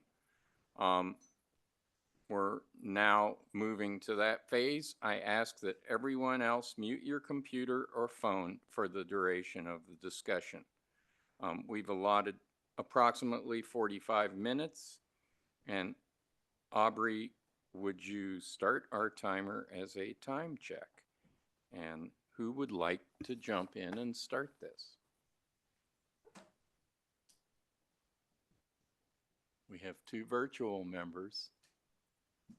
It's an open invitation here. Abby? Well, I keep not seeing the hand. That's okay. Thank you, John. So I'm happy to kick it off, and more because of some of my thoughts. I would like to lay them out there and hear from my esteemed colleagues on the Landmarks Board what you're thinking. Here are some of my concerns or questions, or just food for thought as our deliberations evolve. I'm just so cognizant this is a National Historic Landmark, and I think that I know the guidelines haven't necessarily been updated. I even think the existing Chautauqua Park guidelines, at some point we've had issues over the years, because I don't think the guidelines ever addressed new construction, because I don't think it was necessarily anticipated as something that would occur. And I do think I'm looking through this with a different lens as a National Historic Landmark. For example, 17 by 17 is modest. It doesn't seem very big, but then when I heard Jason say that that's about the size of a 1-bedroom cottage, that I know that we would probably not move forward with allowing something like that in this space. a couple of the things I want to hit on. I totally agree with staff's conditions and would probably even add a few more of my own. I do think, despite the elegance and simplicity of the design, I do think it could be more in keeping with the voluntary simplicity that's part of Chautauqua's. I don't think it's in their mission statement. I think it's in their value statement. I think that needs to be explored a little. And what I'm struggling at, like with the wonderful success of the pavilion between the cafe and the dining hall, we had historic photographs for that. So for me, that was a lot easier, more joyous thing to pursue and to support. I think that, not being a botanist, I'm not clear how a greenhouse really facilitates the real understanding of something growing out in the open. I saw that one of the things about materials to be designed, to be included or discussed or reviewed, if this moves forward, is lighting. And then I'm thinking, oh, well, that will have impact. And having been fortunate enough to serve on that whole lighting stakeholders group, you know, that was something that kind of caught my eye. It's hard because it's small, but also that area has throughout its history read as an open space. And even with all the glass that would be present in a greenhouse, I still think it's going to change that view corridor and change that feel of open space. And that's I'm kind of struggling a little right now. I totally applaud the concept, the idea. I love the collaboration with CSU. I know one of my favorite cottages at CSU was designed by a woman who actually taught their cottage. I believe it's Cottage 29, the Gwynthean Cottage. And so I love that tie over the decades throughout Chautauqua. But I just feel, I look anxious to hearing from you guys because I still have some concerns. Okay, thank you, Abby. Who's next? I guess I can go. I'm in general in support of the application. I do think that this is a little complicated in the kind of base question about building any new structure on the campus. But I do believe that staff's report, you know, summarized the ways in which it is not impactful and consistent with the guidelines. I think the size of the structure and the general form of the structure, as well as its distance from adjacent buildings, will make it compatible and not detract from the historic campus. And then I think the fact that this building is glass also interestingly makes it such that it's not a visual obstacle as other buildings might that are predominantly wall. I do have some comments about the building's detailing. And I guess I could share those with you guys right now, unless you want to talk just about kind of the basic premise first. You could go ahead and do that now. Okay. I do agree with Abby and others that have spoken tonight about the character of the building and the detailing. And I think staff even talks somewhat about materiality in their staff report. Again, I think the size, location, and shape of the building is consistent and approvable. But there's a couple of things I just think we need to perhaps refine. One thing that's, I think, referenced in the application is the alternating material between the bays of the structure, between metal and wood. And I recognize that this is meant to reference with, you know, materiality as well as the cross bracing, some of the design features in the cafe. But I don't think that's necessary. In fact, I think it gives a little bit of a distorted truth and could be a demerit to the cafe. The reason that the structure at the cafe alternated between wood and metal was because the original construction of the cafe, which was the early 1900s construction, was wood. And then the current intervention, which was a reconstruction but required additional structural support, placed metal in the vacant bays in order to give the building the rigidity and structural support that would allow it to meet today's wind loads and snow loads and et cetera. And so I think that the purposefulness of the alternating of materiality on the pavilion tells a bit of a story about history and today. And so you can look at it and say the metal stuff is today, the wood stuff was back then, but they still are referential and compatible. That being said, I think that we might cloud the truth if we try to do it on this building. And so I think that this building would be better served if it was one material. And then a couple other materiality things. Well,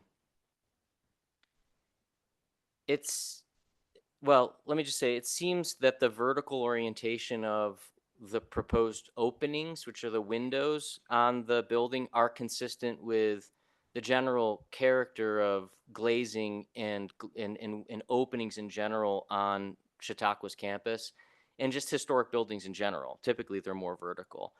But the 17 by 17 dimension shows 4-foot bays. I'm sorry, it shows 4 bays, which is roughly 4-foot wide panels of glazing. And I think that one of the aspects of this building that might allow it to become like in better character, as I think some community members were describing, with small buildings and historic buildings, would be to reconsider the proportions of the divisions that are the vertical divisions on the building, such that they become smaller and more consistent with not only the scale of the building, but also the scale of general windows, which I think you'd be kind of hard pressed to find windows that are 4 feet, maybe even 3 feet, often narrower. So I think more divisions, vertical divisions on this structure, would make it more interesting, and it would also make it more compatible, and it would look not quite as simple and modern. The simplicity and the modern in this case, I think, are kind of going hand in hand. I think a general evaluation of the structural bays that would help convey the window and proportional dimensions that I'm describing would make this more successful, and I would recommend that if we move forward with an approval, we include that in the conditions. And then I also think it would be nice to look at some historic greenhouses to even consider further how the divisions of glazing work even within the subset of the larger oversized frames. And often, there are divided lights in some cases. Not that we need to be reproducing something that we find in a historic image, but I think that those referential pieces might be helpful. I also believe that there's probably more structure than what's shown on this building. I know that we've got an X-brace support that connects all of the vertical structural divisions. But a lot of times, and I just don't see it in here yet, but a lot of times you'll get a ridge beam, for example. And it looks like there's some structure that's missing in the proposal that, they will serve a structural function, but they will also allow the building to have all of the visual cues that are just the innate visual understanding between person and something that we've built that stands. That is the structural integrity of a building, a simple building, demonstrating how it holds itself up. And so this one, I think, might have more glass than probably, a true, I'm sure you could build it with glass, some structural glass, but I think that if we want it to be more in character, there's a little more structure. So at a minimum, I imagine there's a ridge beam, but maybe there's a trick. Historically, there would have been a ridge beam. And so I think that would be a good route to pursue. And then one other thing is, I think we should have a discussion as a board and with the applicant about what I see as the base of this building. And I know that staff was suggesting that it be built out of wood. But as I've looked at the drawings, there's actually retaining happening on the site. And so there's a topographic change from one side to the other that looks like it might even be a foot or more. And so I think that we should understand what the parameters are of the site conditions to better understand what the character of a foundation for a structure like this might look like and how it might be doing more than just cladding the base. And it might be doing something to retain earth, and, burying wood wouldn't be the best solution. And if we end up going down a route where we say, hey, masonry might be appropriate, I think we should make sure we're picking the masonry that's the most appropriate. And so I think the applicant proposed masonry, but the character of the masonry that's shown looks very two-dimensional. Whereas if you were to go look at other masonry foundations on the site, the size of the boulder and the size of the material and the, let's just say, coarseness of it is an important characteristic, and it's of the language of the campus. If you go look at an old building on campus, they're going to be pretty big. If you go look at the gates, the gateways to the campus, they're pretty large and monumental. And I'm not saying that necessarily has to be the point of reference, but I will say that I could see an approach where, if my colleagues agree, that we place some conditions on some of these design elements that we explore at the landmarks board. And I could see an approach where we actually approve options for the base. I could see a stone base being appropriate if it were detailed in a way that is more representative of the characteristics that I'm describing.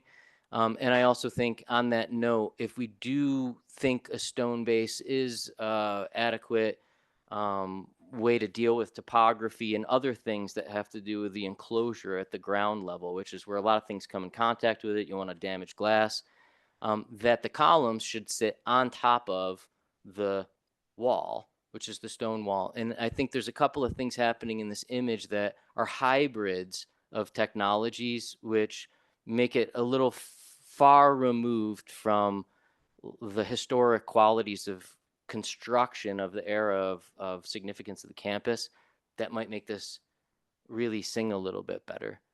I've got some other ideas about details, but I think, in general, those are my comments about the character of this. But I do think that the proposal to have it, the size, the shape, its distance from other buildings, and the fact that it is transparent in nature make it unique and approvable at a minimum at the conceptual level. Thank you, Ronnie. Renee? So I have a bunch of notes that I've scribbled down. So I'm just going to go with my concerns. My biggest concern about approving the project is the community outpour of emails that we got about how, the people that live in the buildings, live in privately owned cottages, have outpoured, saying, not that they necessarily oppose the project, but yet they want a little bit more time to be able to be involved in the project. Even though they might be, 1/3 of the whole association of, Chautauqua Cottage up there, I feel like they should be able to say to the association, to us, hold on, like, can we review this? I understand that there was these meetings. Jason is telling us that there were these meetings. There are these times where they were allowed to speak up, but even if they were allowed to speak up and this is now their time, I think that the emails to us have appropriately said that, the community is telling us to hold on. So first and foremost, that is a big issue for me. The other thing I wrote down that is a big issue is, someone of a lot of knowledge in the historic background, states, would we lose historical status? by adding new buildings to the site. And so I'm not as well versed into this, into the national site to understand if that's a problem. And so, I don't, that part to me kind of a bit of a red flag. So I would like, like the other landmarks board to help me address that. And then a couple other notes was, it's not as small as, 17 by 17 is kind of a big building. It's almost 300 square feet, and I think Abby put a good point to it, is it's almost the size of a small cottage. And I think Jason was saying it was the size of half the cottage. And if you look at the pictures that he put up, the cottage to the west of it is actually, I think, to the west of it, it is actually half the size of that cottage. So it's not a small feature. And if the land that it's sitting on is a 30 by 30, and this is 17 by 17, we're actually taking up half of that open space for this greenhouse. So again, I think that it deserves a bit of a pause. I also want to address the fact that, is this 100% needed? Like we're talking about Firewise, and I know that might be something that we're not privy to, but we talk about in other historic projects, someone being able to have the head height, or being able to enjoy their space, and us, rechanging a little bit of a historic house to allow for them to enjoy their property, and also, to meet code and things like that. So is this needed on a historic landmark site? And then I also propose the fact that, could we have a greenhouse elsewhere in Boulder that could allow for a Firewise, taking on a little bit of, I think that we've all been very stunned with the fact of a fire rolling into, Boulder, and the possibilities of it taking out one of our prized possessions in Boulder. And so I don't think I want to downplay the fact of what they're trying to do, but is for us to put a structure on there and it to be used as a greenhouse, is it needed?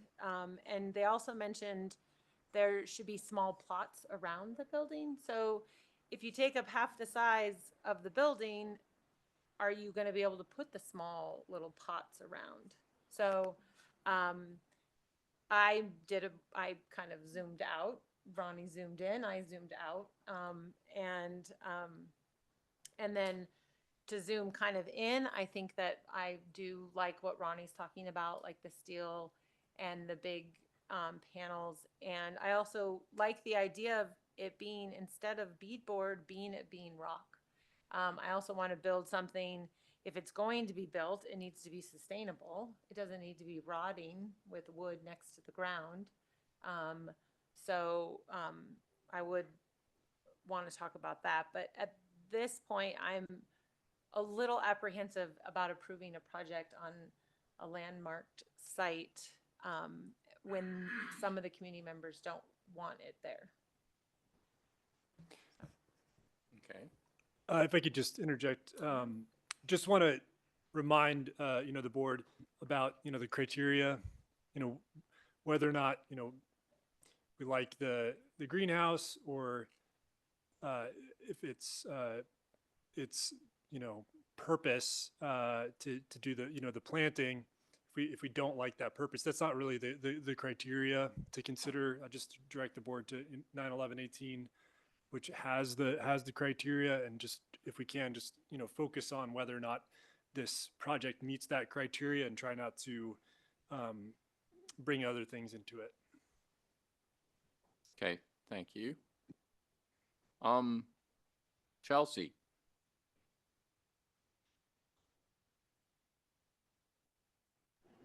Hello, everybody. So something that spoke to me was hearing about all of the different uses that this plot of land had since its inception and throughout its history. And so that really spoke to me, and it made me feel like not allowing this area to evolve into something new would actually be incongruent with how this space has been used over time. And so I definitely agree with the staff recommendation that's in our packet.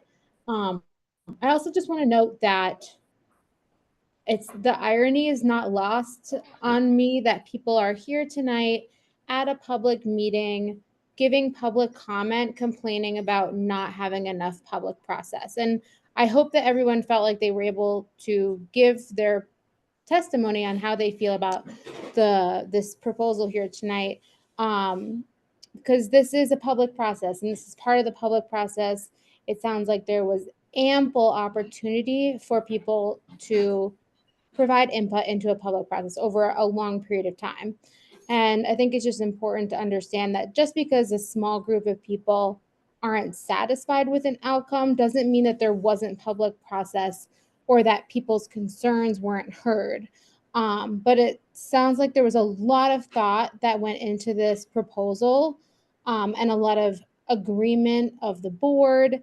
And it sounds like this space will be used by a lot of people, and getting a few emails to me does not speak to an overwhelming objection to this project.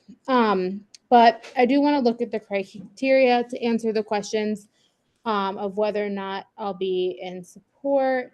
And so, so in terms of if I think the application preserves, enhances, or restores and doesn't damage the property, I agree that this proposal enhances the property. Right now, this area is not really utilized by anybody, and this will activate the space and give opportunities for more, like a unique demographic of folks to learn about this little ecosystem that we have, and to just enjoy that work in this lovely environment. So, and then does the application adversely affect the character? I do not believe that it does. And I don't think there's any evidence that would speak to that. And then the architectural style, I agree with the all of the conditions that staff recommended, and with those, I believe that it does meet that requirement. So I think it meets the requirements and the conditions that we have. Thank you, Chelsea. Okay. Comes to me. I'm in general agreement with this proposal. I find it useful to discuss this from, I know this is where I'm not supposed to go, but I'm going to just have to say that the use is one of the arguments for why this is occurring, especially in that it does involve adding a new building into an area where it's been stated, because of the conditions of its definition as a national historic resource, that new construction is not appropriate. Although, to come back to one of our kind of guiding theories in what we examine in historic preservation, is that some amount of change and alteration to individual buildings and possibly to urban districts, or in this case, a rural district, needs to occur to preserve its usefulness and viability in the community fabric. And I think this is a proposal that meets, I think that it's going to provide a valuable purpose from the standpoint of wildfire being one of the biggest environmental challenges that we're facing. And the kind of focus of study of this particular kind of landscaping that can tolerate wildfire or that can help to repress wildfire is important work. That being said, and being left behind because it's not our basis, in terms of the appropriateness of this structure in Chautauqua, it's kind of a greenhouse. If you're going to put a new building into a, I guess, building fabric, a greenhouse is probably the most non-building that you can put into it. It's essentially a contained environment that is transparent, and the visible portions of it are the skeletal structure. It's usually not particularly present unless it is a truly industrial greenhouse, which is wrapped in mechanical equipment and painted white to keep the excessive sunlight out of it, and is kind of actually increasingly, in examples I've seen outside the country, it's made out of inflated polyethylene and is kind of like these indoor tennis centers, and there's rows of them and rows of them, and it's not exactly a positive presence in an urban fabric. This is a singular kind of object that has a potential kind of art object presence if it's handled right and if it's garden embedded. And I think there are some design issues. I think Len alluded to some interesting points about its character and quality. Ronnie made some very interesting comments about picking up elements from another building that had meaning, that had to do with the time that it elapsed since the original version of that building was there, and modern codes and performance qualities that have to be met. And I think there are some, I guess, massaging to this design that could be done that would bring it more into character with what might be more craftsman consonant or so on. So those are issues, but they're not, I don't see them as necessarily fatal issues to allowing this project to go forward at this point. So I am willing to support this with conditions and probably some expanded conditions. And with that, anyone else? I'd like to just add one more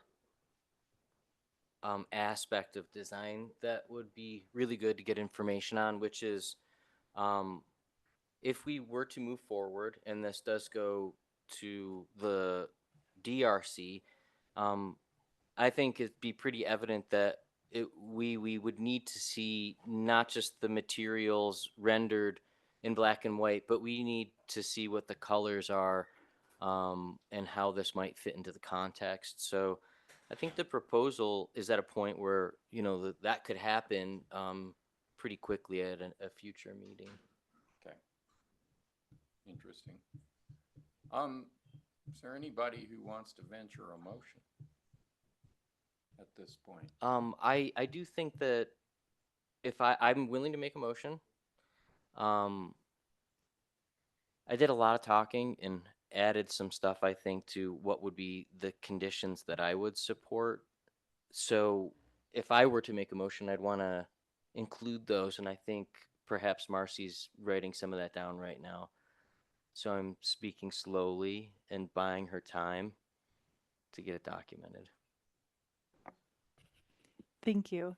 Can I read you my handwritten list Yeah. and you can tell me the general direction of, this is what I heard. Okay. I heard from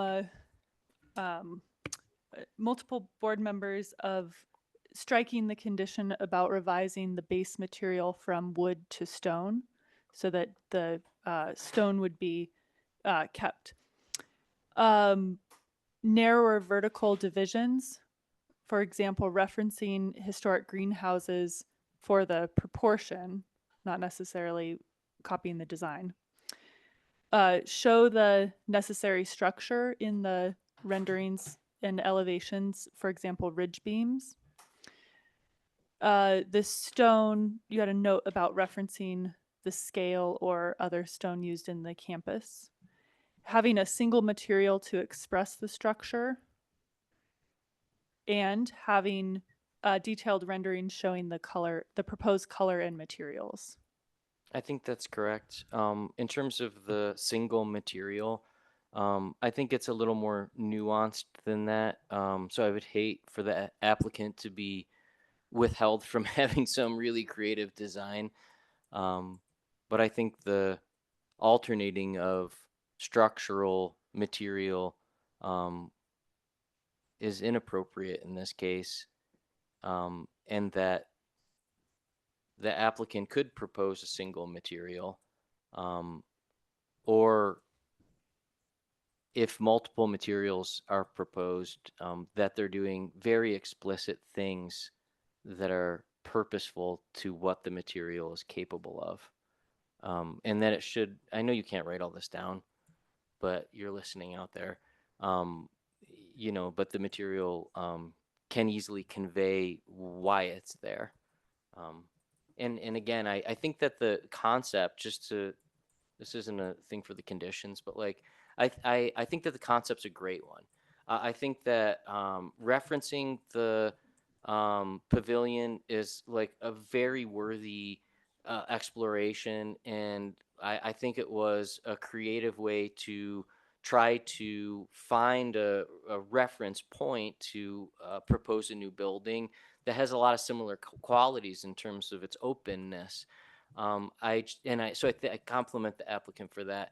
I just think in this case, it may not be the best structure on campus to reference.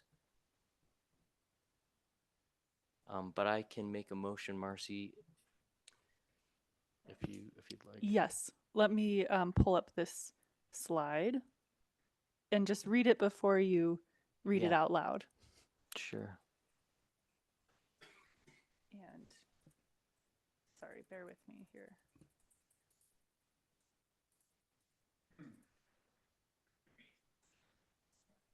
It's not quite updating yet.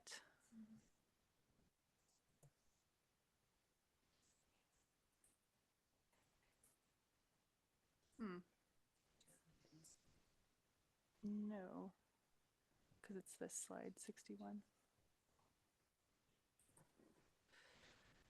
Well,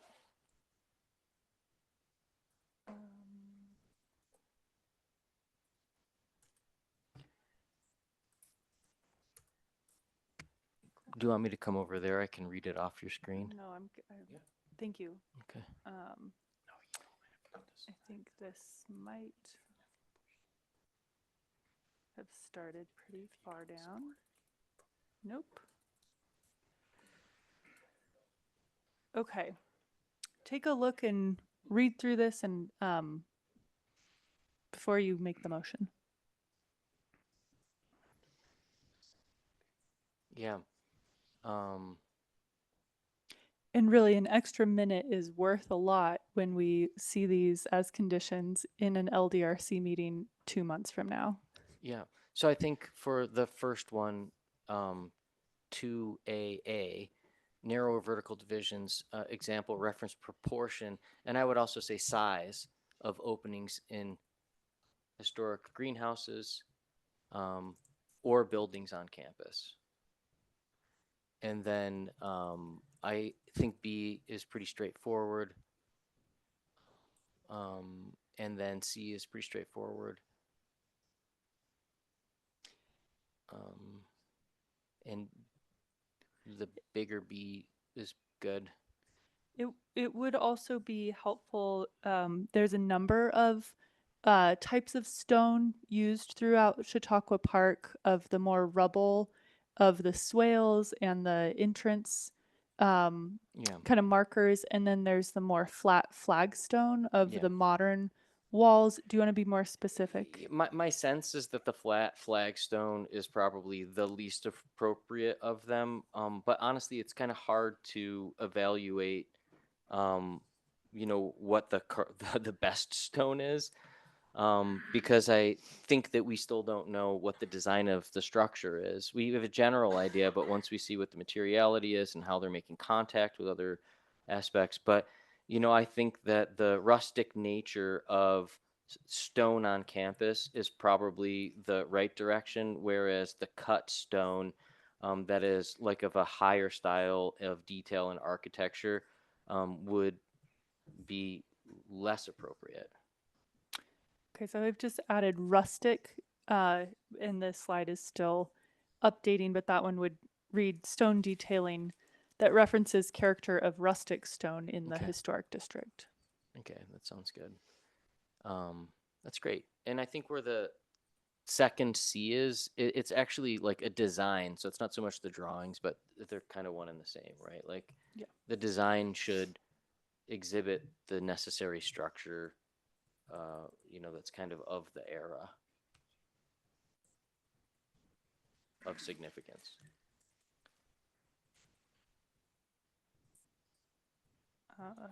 And I know that if this does get approved, that at the DRC there will be really great conversations about this, and trust in that the applicant will, if there's a creative component to this that we're not quite getting right, I hope that we can explore it at DRC. Okay. I may need one more review of the bullet about the structure. So would revised design showing necessary and traditional design of structure, for example, ridge beam? Yeah, that sounds good. Okay. Great. Okay, so as soon as this slide updates, I think we will be ready.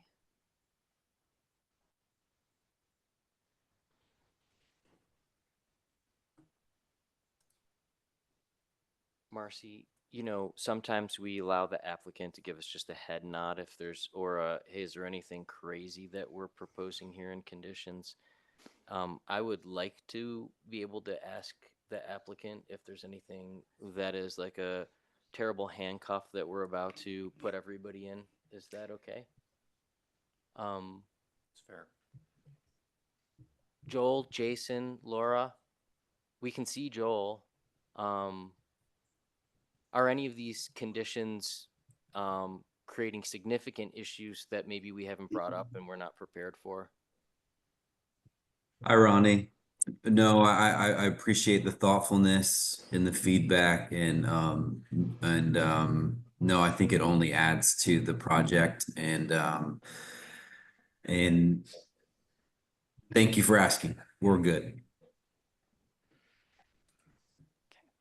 Okay, great. I mean, the worst thing is when we go to DRC and then we've codified something at the board level, it's hard to pivot from that, in particular if it's, like I said, some significant handcuff that we didn't daylight here. That's not the purpose of this. But no, the only thing to point out to me is just the sizing. We're a 30 by 30 space is about 900 square feet, and this structure is less than 300. So there's been some confusion, I think, on its size and scale within the space is, I think, smaller than what I'm hearing. I just wanted to make that point, but I think the conditions are, as proposed, make sense.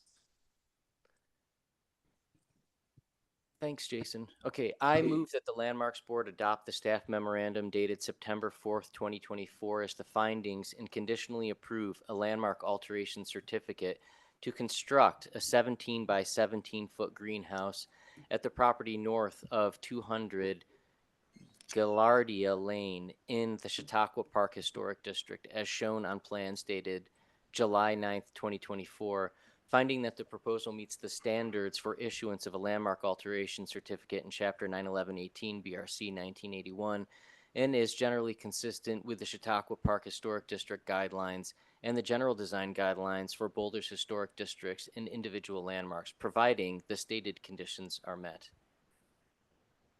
Second. Oh, Oh, well, we the got to conditions, state the conditions, sorry. conditions. Okay.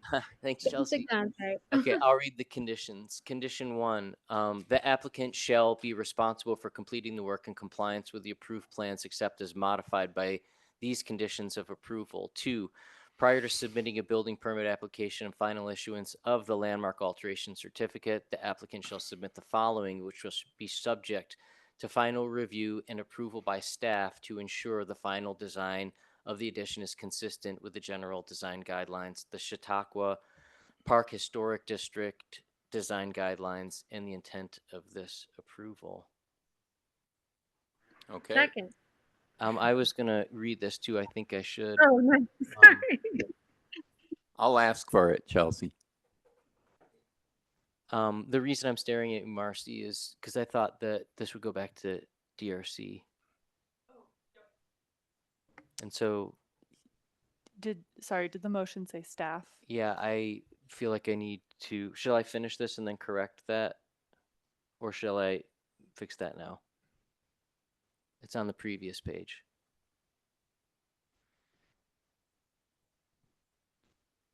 It says here approval by staff, and Ronnie would like that to be approval by the Landmarks Design Review Committee. Yeah, you can just make that point now and clarify the motion. I'd like to clarify that point and reread condition number 2, substituting the previous condition 2 with something similar but different, stating prior to submitting a building permit application and final issuance of landmark alteration certificate, the applicant shall submit the following, which shall be subject to final review and approval by the Landmarks Design Review Committee to ensure that the final design of the addition is consistent with the general design guidelines, the Chautauqua Park Historic District design guidelines, and the intent of this approval. Okay. Conditions A, revised design showing bullet point 1, narrower vertical divisions, example reference proportion and size of opening of historic greenhouses or historic buildings on campus. Bullet point 2, no alternating wood and steel structure. Bullet 3, stone detailing that references character of rustic stone in the historic district. Bullet point 4, necessary and traditional expression of structure, example ridge beam. B, detailed rendering showing materials and colors. C, identify the mature trees, including those that are proposed to be removed. Detail the protection of trees proposed to remain. D, identify areas of planting beds or grass on the site plan, including a seamless transition to adjacent properties. E, detail any guttering on the plans. F, provide details of proposed door, operable window and door frames, and edging type for the crushed stone pathways, paint color, exterior lighting. Do we have a second? Chelsea? Sorry, I got distracted. Second. Okay. The motion has been moved and seconded. We will proceed to a roll call vote, starting with Abby, No. Chelsea, Aye. Renee, No. Ronnie, Aye. and I vote aye. So it passes 3-2. Okay. That brings us to the space between the hearings. Aubrey, do we have someone who wants to address? Okay, that is no longer an issue. So we will move to item 5B. And this is a public hearing and consideration of an application to demolish a commercial building constructed 1957 through 1964 at 777 Broadway, a non-landmarked property older than 50 years old pursuant to section 9-11-23 of the Boulder Revised Code 1981 and under the procedures prescribed by chapter 1-3 quasi-judicial hearings, BRC 1981. And we are in the right order here. So we will move to this public hearing. All right. And where are we? Thank you, John. So we are going to do our staff presentation. We are. Okay, I'll go through the quasi judicial hearing procedures first. All speaking to this item will be sworn in, and board members will note any ex parte contacts. I'm going to give the staff presentation. After that, the board may ask questions. The applicant will have 10 minutes to present to the board, and the board may ask questions to them. We'll then open the public hearing. After all members of the public have made comments, the applicant may respond to anything that was said. The board will then deliberate. Our motion today requires an affirmative vote of at least 3 members to pass. Motions must state findings, conclusion, and recommendation, and a record of this hearing will be available in a couple of days as a video recording, and the official record will be added to the archive within 28 days, usually sooner. The board usually requests that that we note who reviewed this previously at the Landmarks Design Review Committee, and although I need to have a discussion with Chris about whether we need to do that still. As this building was constructed after 1940, however, staff referred this application to the Landmarks Board, so it was not reviewed by the LDRC. So back to you, John, for ex parte. Okay, at this point, I'll just ask, are there any board members who have had ex parte contact on this issue? No ex parte contacts, so we can proceed. Claire? Great. So the criteria for review is outlined in the Boulder Revised Code under 91123. The purpose of reviewing demolition applications is to prevent the loss of buildings that may have historic or architectural significance by providing time to consider alternatives to demolition.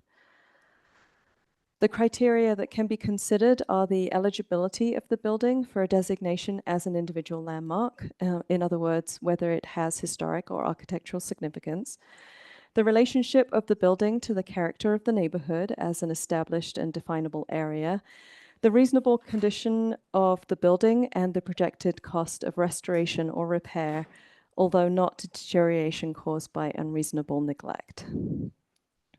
The options for the board tonight are to approve the demolition request or place a stay of demolition to allow time to consider alternatives. And a stay would not exceed 180 days from the day the review fee was paid, so it would expire on January 20th of next year. The applicants submitted for concept plan review and historic preservation demolition review concurrently. The concept plan review and comment process requires staff review and a public hearing in front of the planning board. Comments made at the planning board public hearing are advisory comments for the applicant to consider prior to submitting a detailed site review proposal. The public hearing for planning board has not yet been scheduled. The department accepted the concurrent application to demolish the non-designated building on July 10th. And as I said, due to the age of the building, staff completed the initial review and referred the application to the Landmarks Board in this public hearing, finding there was probable cause to believe that the building may be eligible for designation as an individual landmark. The property is located west of Broadway, which is Highway 93, and east of 20th Street, and north of Baseline Road. It borders 855 Broadway, 820 20th Street, and 812 20th Street to the west. Those are right here. 700 20th Street, which is the New Vista High School property, to the south, and Broadway to the east, and the University of Colorado campus is across Broadway to the east. It is not within the boundaries of an identified potential historic district.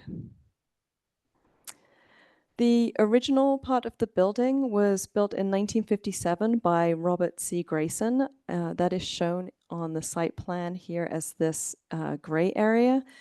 It was an L-shaped 2-story brick apartment building which faced south and east. Hobart Wagner designed an addition to the original apartment building in 1964. Wagner used the original L and enclosed two sides with a carport here to create the interior courtyard, and added a two-story addition to the north side. The addition was also constructed by Robert Grayson. This is the north elevation facing Broadway. The facade and this is the northeast corner of the building. So you're looking at Wagner's addition. He used a pyramidal hipped roof as a prominent design feature. Clerestory windows in the attic space that create an illusion that the top of the pyramidal roof is detached and floating, and deep overhanging and asymmetrical eaves. These are images of the east elevation. You can see Wagner's addition to the north with a pyramidal roof form, and the connection to the older building where the roof is lower. Right here, the original part of the building is horizontally oriented with a hipped roof and moderate eaves, and it includes horizontally linked balconies inset within the building mass. This is the rear of the building, and predominantly the original apartment building constructed in 1957. You can see the connection between the original building and the new addition. This was originally covered parking with a wall at the interior that enclosed the courtyard. Overall, the building embodies Wagner's use of the rustic modern style through its emphasis of horizontal forms, use of traditional masonry, integration of the indoors and the outdoors, with the enclosure of the rear courtyard, and the use of little to no ornamentation. Permits on file with the department include the addition of exterior signage and fencing on the property, re-roofing in 1984, and interior remodels. We did locate Wagner's original architectural drawings for the addition and compared this to the existing building. Alterations to the exterior include replacement of many of the windows and most of the doors, including some modification to the window patterns. There's new wood at the soffits and changes to the railings, and the parking bays at the connecting wall have been enclosed.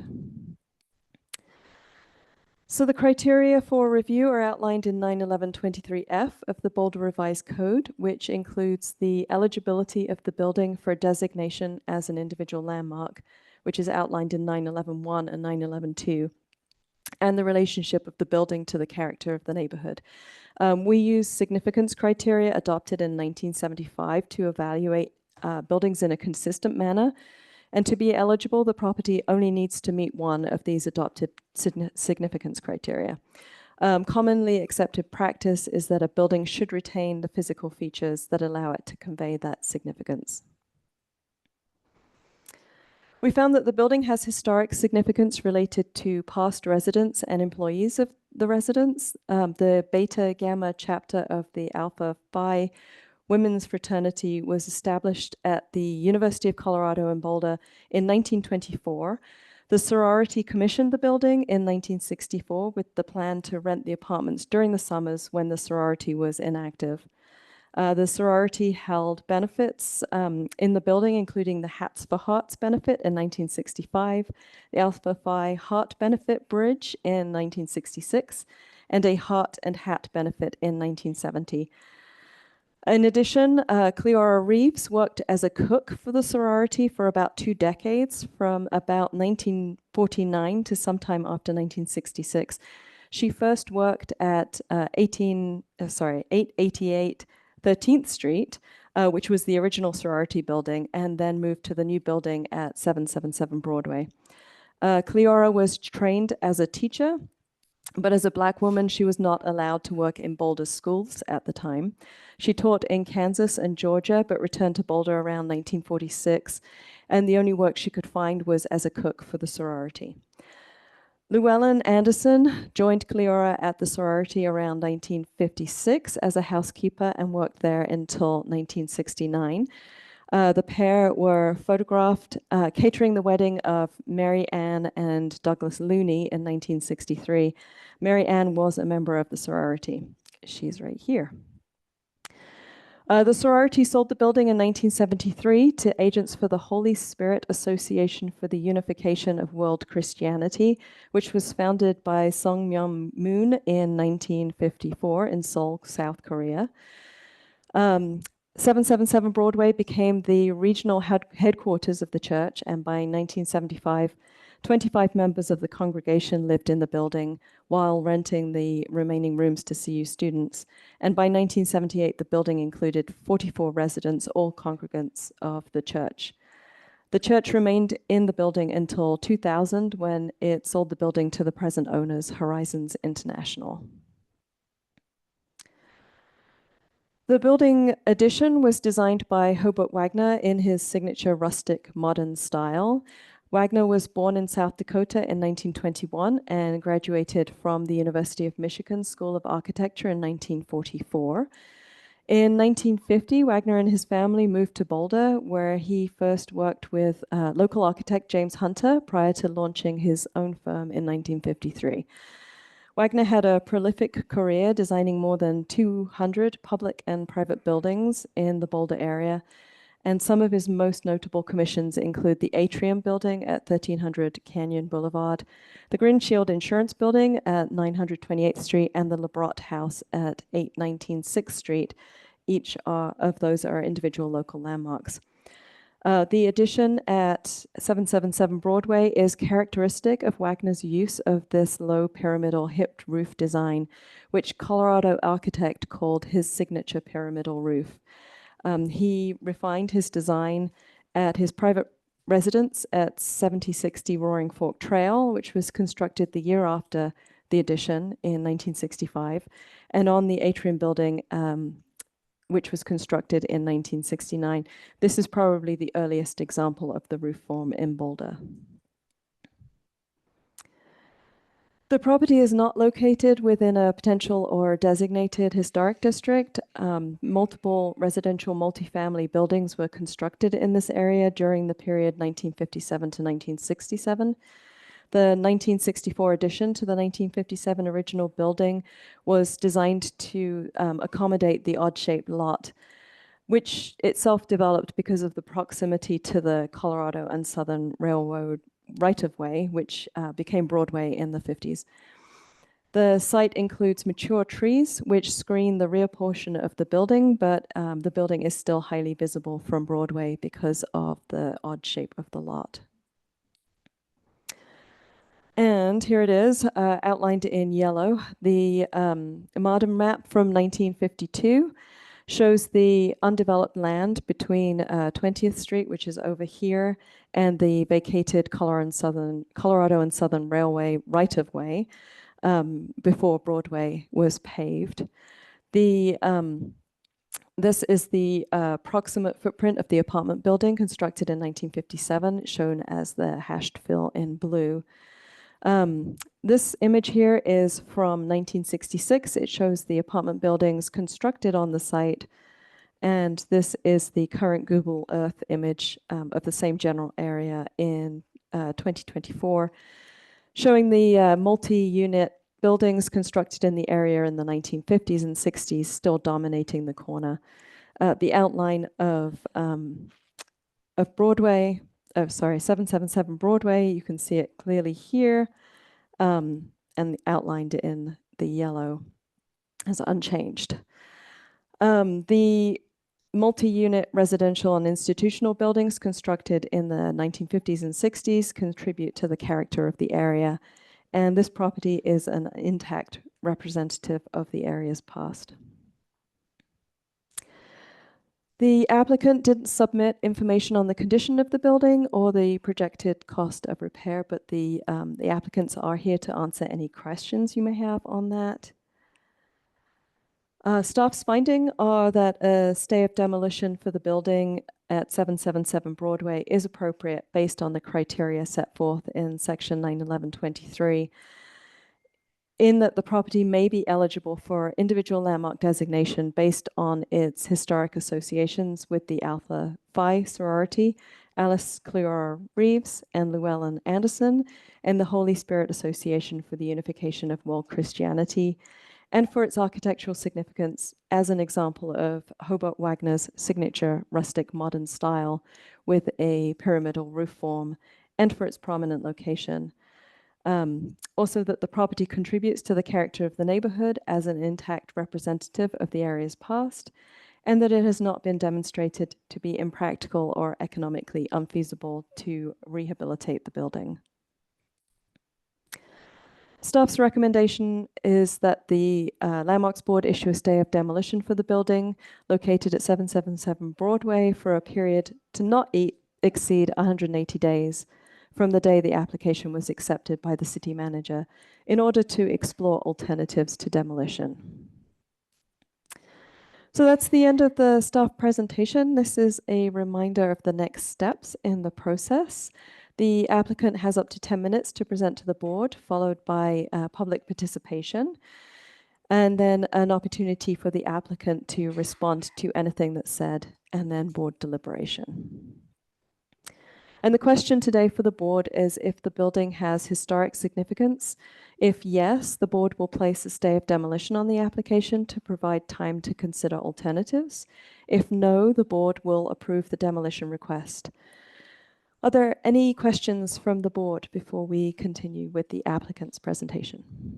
Yeah, anyone have any questions for staff? Mark. Could you go back one or two slides? There we go. No, one more. Item 3, found in 9/11/23.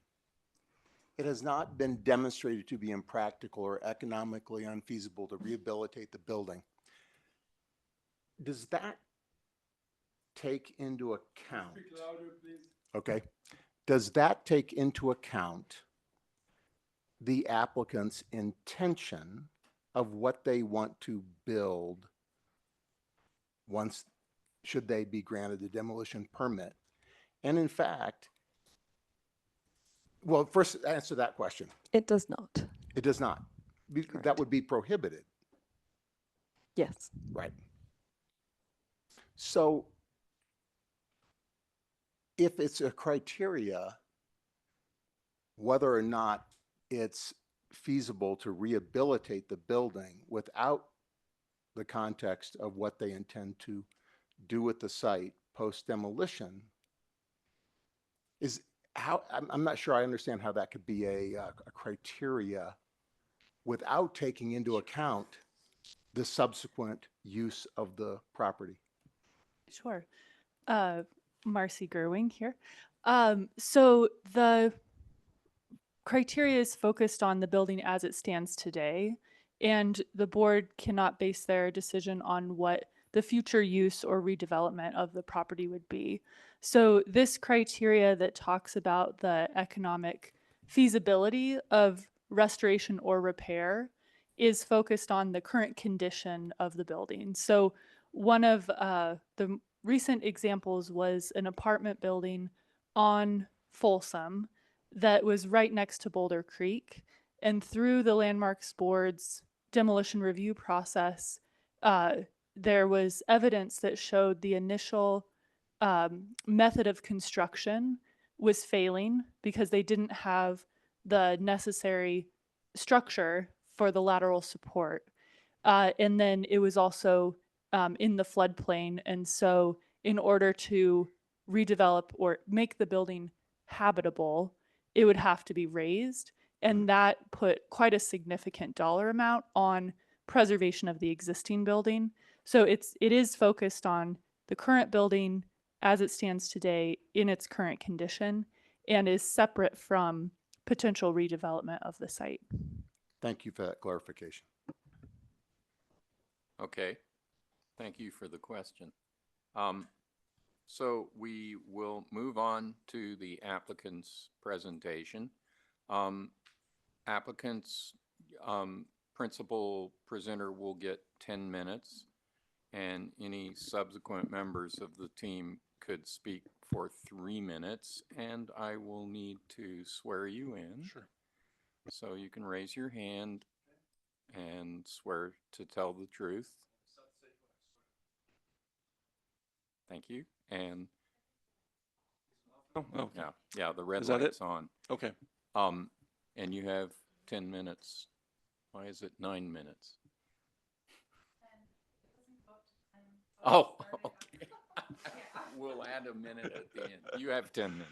Perfect. All right. Thank you, everyone. My name is Seth Saquon. I'm here on behalf of the applicant for the proposal here in front of you guys tonight. A couple of items maybe just to start with. We do have a October planning board hearing scheduled. I believe it's October 4th. We can confirm that date. So that is scheduled, just for the record there. So as we've gotten to know the site and, working closely with Claire since she's put together the memo, really the story we've come to understand of the site is that it has always continued to serve the needs of the community. It was originally built as a student housing project in the L shape that you see to the west side of the property, and then further expanded into a sorority with what Hobart Wagner designed in the 60s. From there, it was used for religious purposes and then returned to student housing again in the early 2000s. As part of the site, really we come to understand what the overall community needs, and as the university grows, we believe this site has more to its story to tell.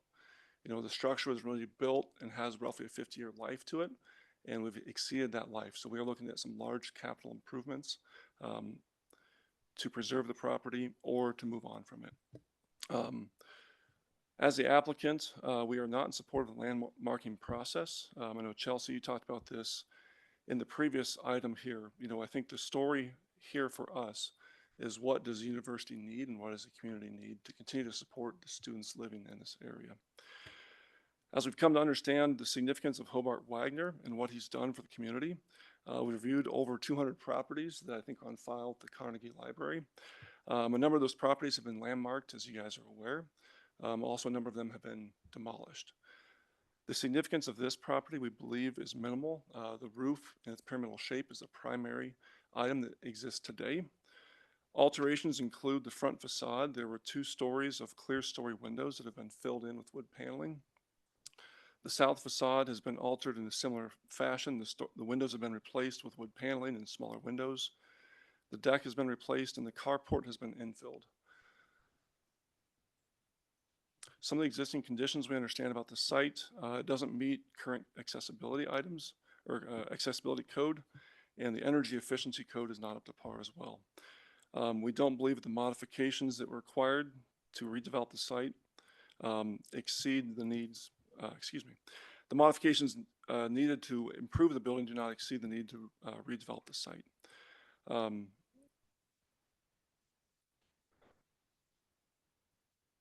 Excuse me.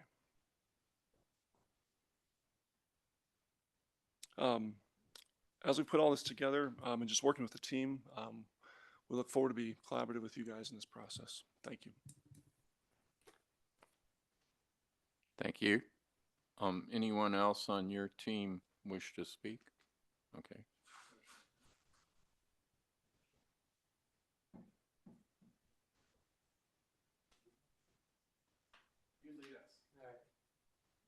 And I need to quickly swear you. Yep, I swear to tell the truth. Thank you. Yeah, my name is Kyle Staub. I'm representing the ownership group, Horizons International. Horizons has owned the building since 2000, and I've been managing the facility since the end of 2018, so for about 6 years. And we basically provided a home for international students, which we really enjoyed doing for the past 20 plus years. And from our perspective, the building has reached its lifespan, which is one of the reasons why we are attempting to move on from the building.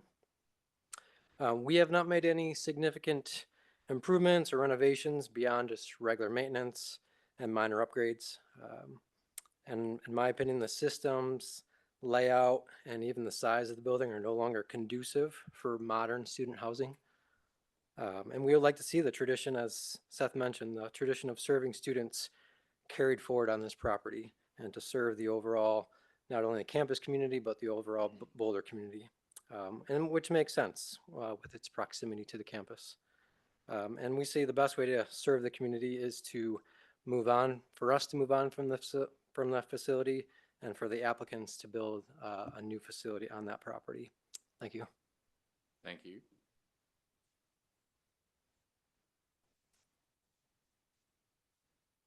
Okay. No one else? Well, I'm gonna share something. Okay. They're gonna be mad at me. They made fun of my pants earlier, so I have to pull them down. Sorry. Keenan Fitzpatrick, I swear to tell the truth. Thank you. First of all, this has been a great evening. I really enjoyed this. Texted my wife and said we might need to come back next month. Really entertained. Appreciate your patience and your care for the city. Claire, thank you for bringing this up. It sounded like you were a little upset, or maybe perceived that we were upset, that you went into the library and found interest in this. I just wanted to say thank you. I think part of the love that we have for this is appreciating the old and seeing the new.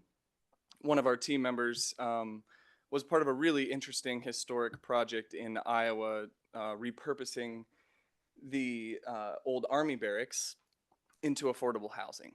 And so I think we recognize that there are some buildings and components and design elements, as you mentioned, that really need to be preserved and carried on.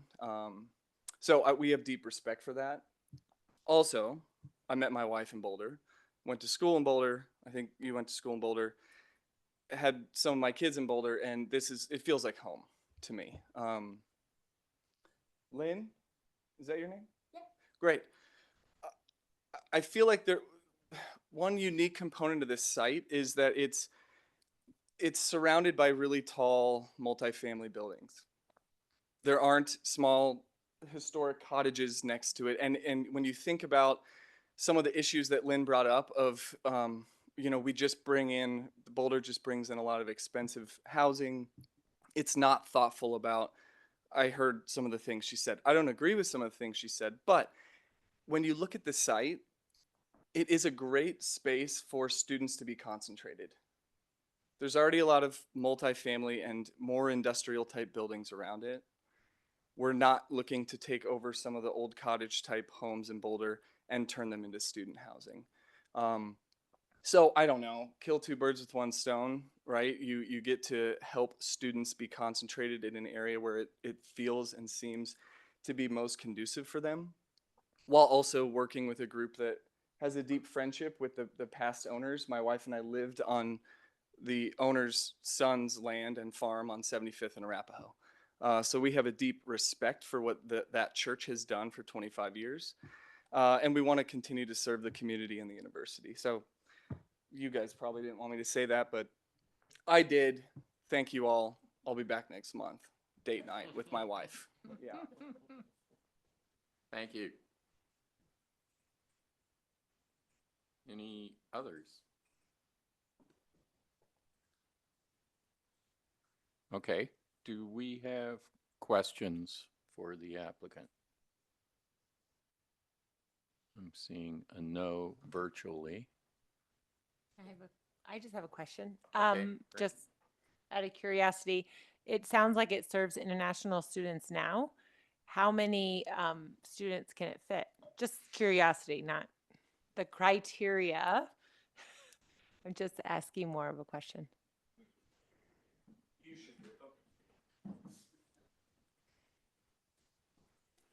Thank you. And I have my composure now. Roughly 40 students live there today.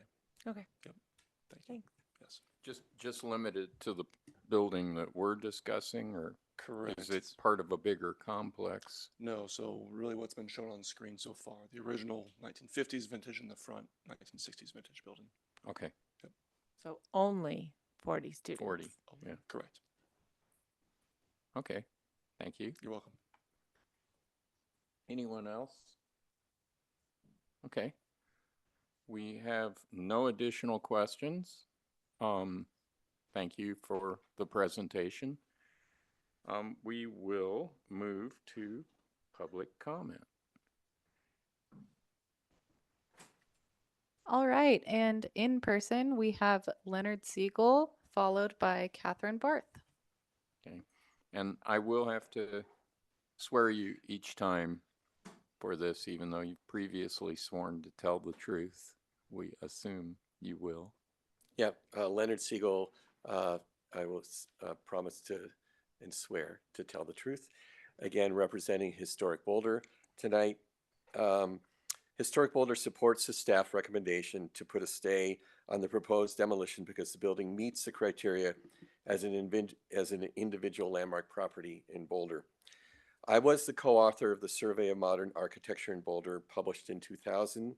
Our criteria at the time to evaluate properties was to not include buildings like this that had been built with additions because we couldn't survey all those buildings. We had to limit our analysis at the time. In my estimation, the Wagner design portion of the building would have been included if it was a standalone building. This creative artistic design is expressive of an important era in Boulder when innovative ideas in architecture, religion, politics, environmentalism, and education were more supported and prevalent. There are also historic and environmental aspects of the property that are notable. Having a stay of execution will give the planning staff time to research if there are other people of importance who have lived here over the years. And finally, I just want to say that Boulder has an admirable high environmental standards in city government. The National Trust for Historic Preservation is increasingly pointing out the linkage of environmental benefits of adaptive reuse of buildings and historic preservation as opposed to the damages of demolition. Thank you. Thank you. Aubrey? All right, next we have Catherine Barth.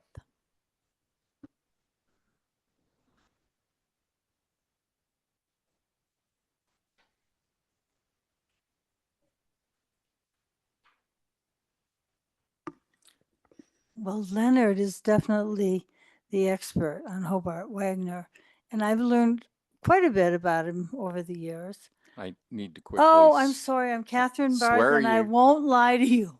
I promise you I won't. Thank you. Here we go. In the 180 days that you'll have to think about this building, Leonard really is the expert, but I mean, my involvement with Hobart Wagner really is the atrium building. And I'm so thrilled that that building has been saved and it's a individual landmark. There are quite a few Wagner buildings in town, including his own home, the atrium building. There's a bank out on Arapahoe. But I'm just thinking, maybe you guys can be creative. We have never done a non-contiguous district. And maybe this is the opportunity to think about a Hobart Wagner district, because there are enough buildings and there are enough wonderful buildings. And let's just think about what is a non-contiguous district, and let's think about doing one with Hobart Wagner buildings. I'm not suggesting that all of this building be kept, but that creatively the additions certainly could be a very important thing that could be creatively reimagined. So I'm sure with your good guidance, something wonderful could come from this, and let's not just let it go. So I hope you will put a stay on it, and we've got time to make sure something good happens. Thank you very much. Thank you, Catherine.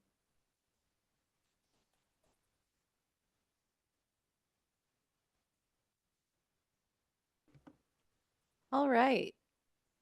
Would anyone else like to speak in person on this item?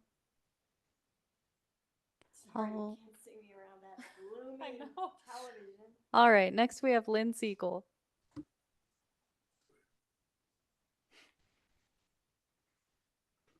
Lynn Siegel. I don't swear to anything, and I don't know what God is. So, and as far as the truth, That's very debatable, but the truth as I know it, I will speak to you. Now, this building really kind of peculiarly bothers me because I'm very upset about the Water and Laughlin building going down. Very upset. Broadway and Baseline. And in observing the area, I noticed, oh yeah, there's a sister building to this. And this is the very one that is being entertained for demolition now. I've had about 2,000 people at my house, up to 17 at one time. A lot of them CU students, a lot of them internationals on Airbnb from 2010 to 2017. I think I've been in this building. Many of my students have appreciated the space that Horizons created for them in an international setting. I have one right now from Munich, just for a semester. But I think this building should stay. I think there can be somewhat of creative reuse or addition to it that could accommodate more students. I'm not really big on CU anymore after CU South. Got a lot of resentments about CU, football team, rah-rah, 37,000 people filling up my city every time I'm trying to get my bike around anywhere, too much of a good thing.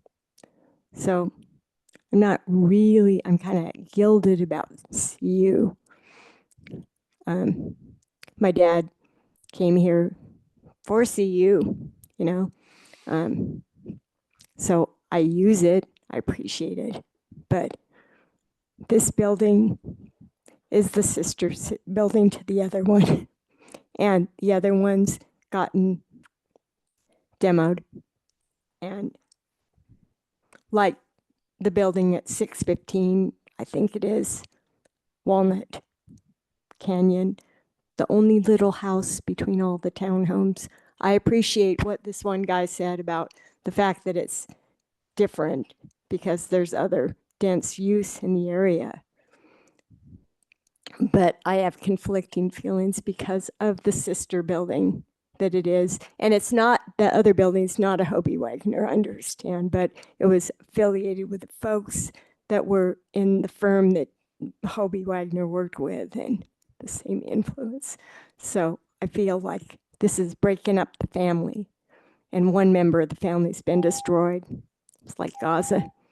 Done.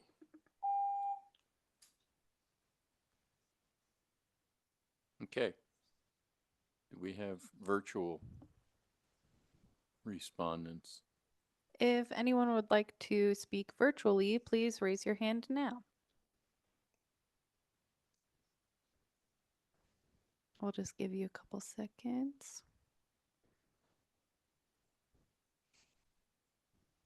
I'm not seeing anyone. I think we're okay to move on. Okay, thank you.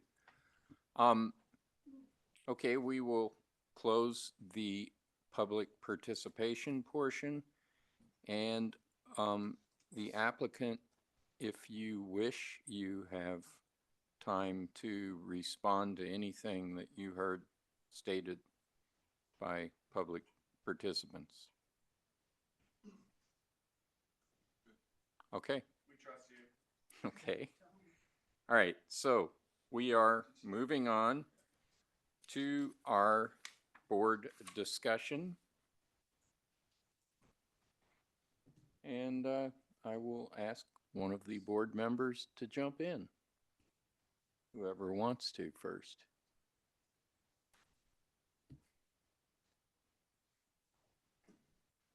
Abby,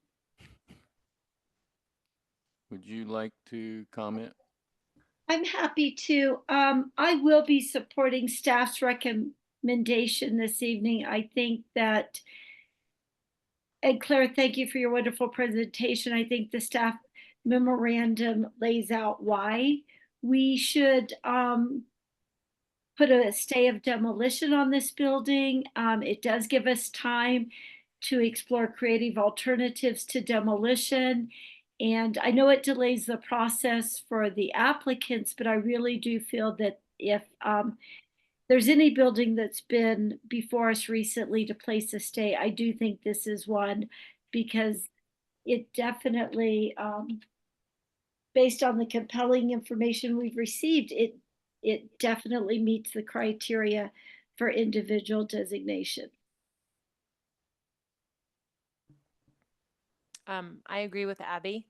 I also want to give Claire, this is a really good, if you found this much stuff in this short amount of time, I think that honoring the fact that we place a stay on this building, and especially because it's Hobie Wagner's, I am interested in recording it, because this is the time period that we're get to do a little bit more digging and researching the site, and knowing that it's a Hobie Wagner's architecture on it. I'm interested in the fact that it was an addition instead of one of his original buildings. So I also want to make that as a note, but I agree that I think a stay is appropriate.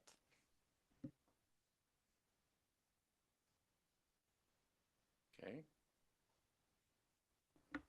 Yeah, I am also in agreement with staff. I think that a stay is appropriate to further investigate this building. I think staff has demonstrated that there is historic, architectural, and environmental significance in their cursory evaluation.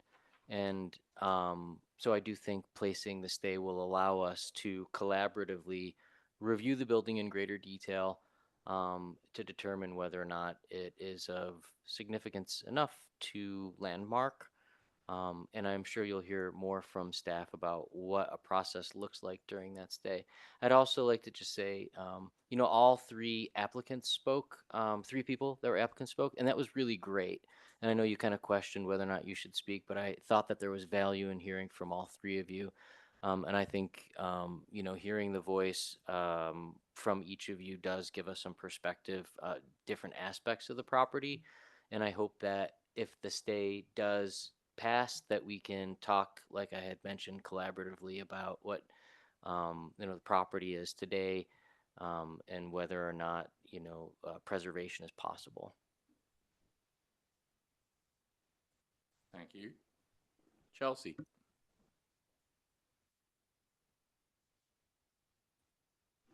Okay. Yeah.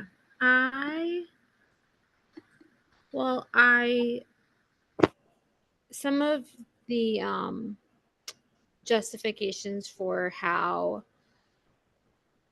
criteria is met, I don't find completely satisfactory, but I think this question of is there potentially any historical significance is always really challenging, because I think the answer is it's very hard for that not to be a yes. So while I don't see how this is a landmark, I think there is historical significance, and that can be reviewed during this stay. Okay. All right. With that, I'll make my John, statement. Excuse me, I just want to make a quick statement. Okay. You're allowed. Yeah, I am. Well, you're If I'm here. going to sit through it, I'm gonna think about it. You're allowed. Yeah, it's not just for the food. As a planning board member, I'm struck by the time frame allowed and the potential delay for the applicant, and that when I've been involved over the last year with potential stays of demolition, it seems as though there is, there's not enough weight given to what the ultimate decision will likely be. And I understand we gather data, make decisions based on data. That's been something I've tried to do all my life. However, if ultimately in your heart you think, you know what, this probably isn't going to make it, I think there is some courage in allowing something to go to demolition upon application. And I'm not saying this is it, but actually when I look at this building and its history and other Hobie Wagner buildings, I think, is this one to, you know, is this really the one to preserve? And my thought is, and the other thing, when I compare this process to, let's say, a site review of a major project, we get the packet a week before, and we have our meeting, and we approve or deny that site review. Now, staff's done their work ahead of our meeting, but we have a week to review that package and make a criteria-based decision. And so I'm struck by the length of time allowed for the review of a demolition process and the frequency with which it's applied, which seems to be a lot. So anyway, I'm struck by that. And if I had a vote tonight, I would vote against a stay of demolition on this project. So that's my input. Thank you, Mark. It's an interesting point that Mark brings up, and it's one that we have explored some. We have actually placed shortened stays in a number of instances. But in this case, I think I'm going to argue for at least placing the stay as to whether, without being able to address what the outcome of that will be, because part of the process, in my experience, and because I tend to like to participate in this phase of things, the first applicant made the statement that the group looks forward to collaborating with us. And this is really the only, in the case of landmarks at least, this is the only collaborative kind of opportunity there really is.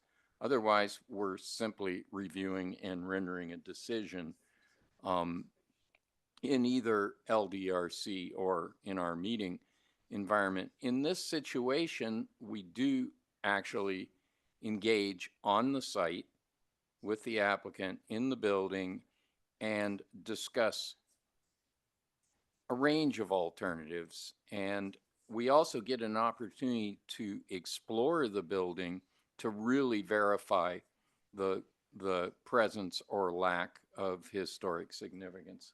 And there has been any number of instances, at least when I've been involved, that the outcome of the meeting on site is that it's very clearly apparent this building doesn't have a proper foundation. This building has a ridiculous mechanical system. This building has ridiculous floor to ceiling heights.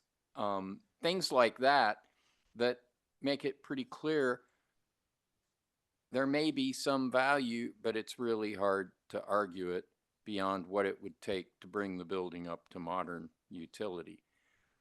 So that's one outcome. The other outcome is sometimes we get very elegant solutions, because demolition, and this is one case where I can argue about demolition and stay within my purview. Demolition is an unfortunate process the way it has happened in a lot of cases. It does alter structurally and permanently alter the city fabric if it happens wholesale throughout the city. It's just a kind of fraught process, but it's also sometimes the only way to move forward. This building, I think, based on a first reading of it, meets the criteria because of all the pieces of the criteria that we are given are met. It is a somewhat significant piece of architecture in the sense of who did it, and because it's the remaining sister, as it were, of a group of buildings that are fast disappearing. And it has significant people and events associated with it that relate very strongly to Boulder's recent post-World War II history and the kind of history of Boulder being an exploratory and experimental kind of a place on many levels, human, social, scientific, design, etc. And it's also, it's kind of an urban design fragment of a whole different scale in the Hill District that is very quickly being eclipsed and replaced with a scale and form and mass transition. And that's okay. That happens in cities. That's a process that needs to happen as a city grows and changes. But it's still, this island piece needs to be looked at. It needs its due, our look at it and being given the chance to look at it in terms of what its value might have been and might be, and to discuss that. So I support the stay in this instance. If I could jump in to Mark's comment. That's wonderful. Like, I really appreciate what you're saying about the bluntness of this tool. It's the same tool for every building, and we have modified it to decrease the duration of time, which I think is one of the points that you're making. It's like, that's a significant amount of time. And maybe your opinion on it would be, a placing stay would be different if it was a month, right? You might say, yeah, this is worthy of a month. This is worthy of 2 months. And we have modified it. One thing that I just wanted to point out is that the stay 6-month period actually starts at the time in which the fee was paid. So it's not 6 months from today. It basically, there's 4 months, if I've got it right. 4 months and 10 days perhaps, or so. 4 months and 15 days. So it's less. It's more tolerable than what 6 months feels like. But I do agree with you that the tool does feel a little hard. And oftentimes it comes down to like what we can really manage as a board, but predominantly as staff. And I think we're gonna have a conversation after this about upcoming modifications to, our regulation. And while this isn't a piece that's on the table, we're at a moment of self-reflection about the tools and how we perform. So let me just, for one, talk to staff quickly about that. Like there's 4.5 months if we were to place the stay. It looks like a straw poll has indicated that it's likely a stay would be approved. Is there any reason that staff might think that a shorter stay is appropriate or feasible? I appreciate the question for staff. So my advice would be place a stay of up to 6 months on the application. You can always vote to lift it early, but as we ran into at 613 Walnut, the board voted to put a shorter stay, and then the board and the applicants weren't available for 21 days out of the 28 days that we had to put together a site visit. So the intent of expediting the process can still be there without the constraints of really having to compress this conversation with a lot of moving parts. But the board can vote at the next meeting to schedule a meeting to lift the stay. It can't be immediate, but it can be much shorter than the 4 months that it would be from now, or 5, whatever it is. I would support that. And so I'm willing to make a motion. And Mark, thanks for the comment. Okay. Are we ready for a motion? I'm ready for a motion. I think Marcy's making a slight modification so that I can, or Claire's making a slight modification so that I can. Maybe they both are. I think Claire's just pulling up the slide. Can you read that on the screen, or would you like us to make it a little bigger? I can read. Oh, sorry, I could have seen that.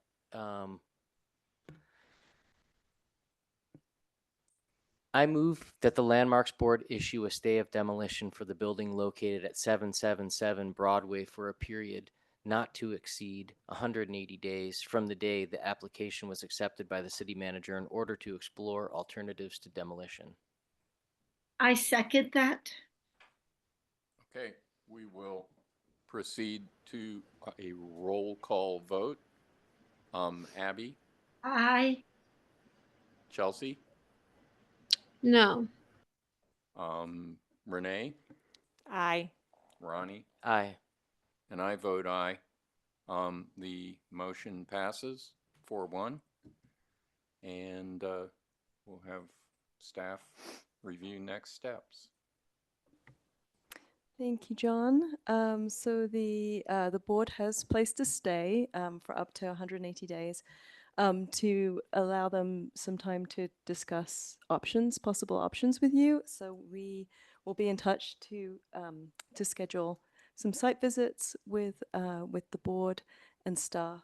And would the board please volunteer 2 members to be representatives during the stay? I will volunteer.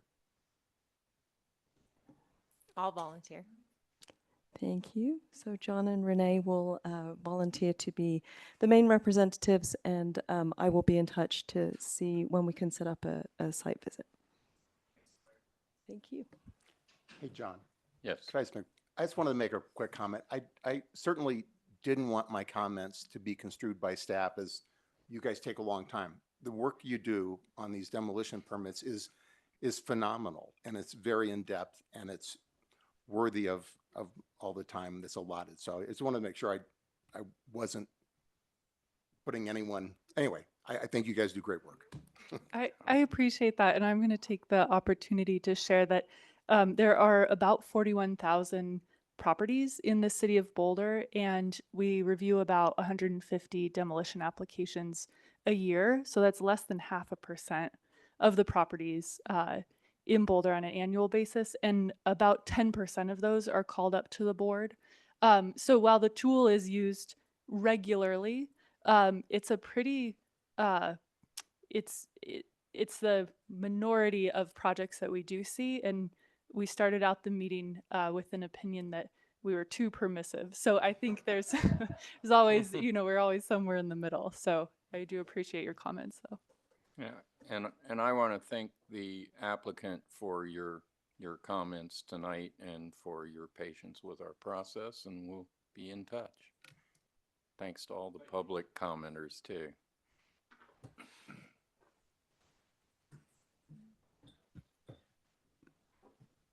Okay. Item 5C is our next one. So this is a public hearing regarding process improvements for the Landmarks Design Review Committee and Historic Preservation staff. Consideration of an administrative rule to expand the types of projects that can be reviewed by staff, and consideration of a code amendment to extend the time for initial review and project approval. Interesting, we're responding to some of the things that were discussed tonight. So we are moving on to a public hearing, and staff will take it. Thank you. All right. So good evening. This is the final case for us tonight.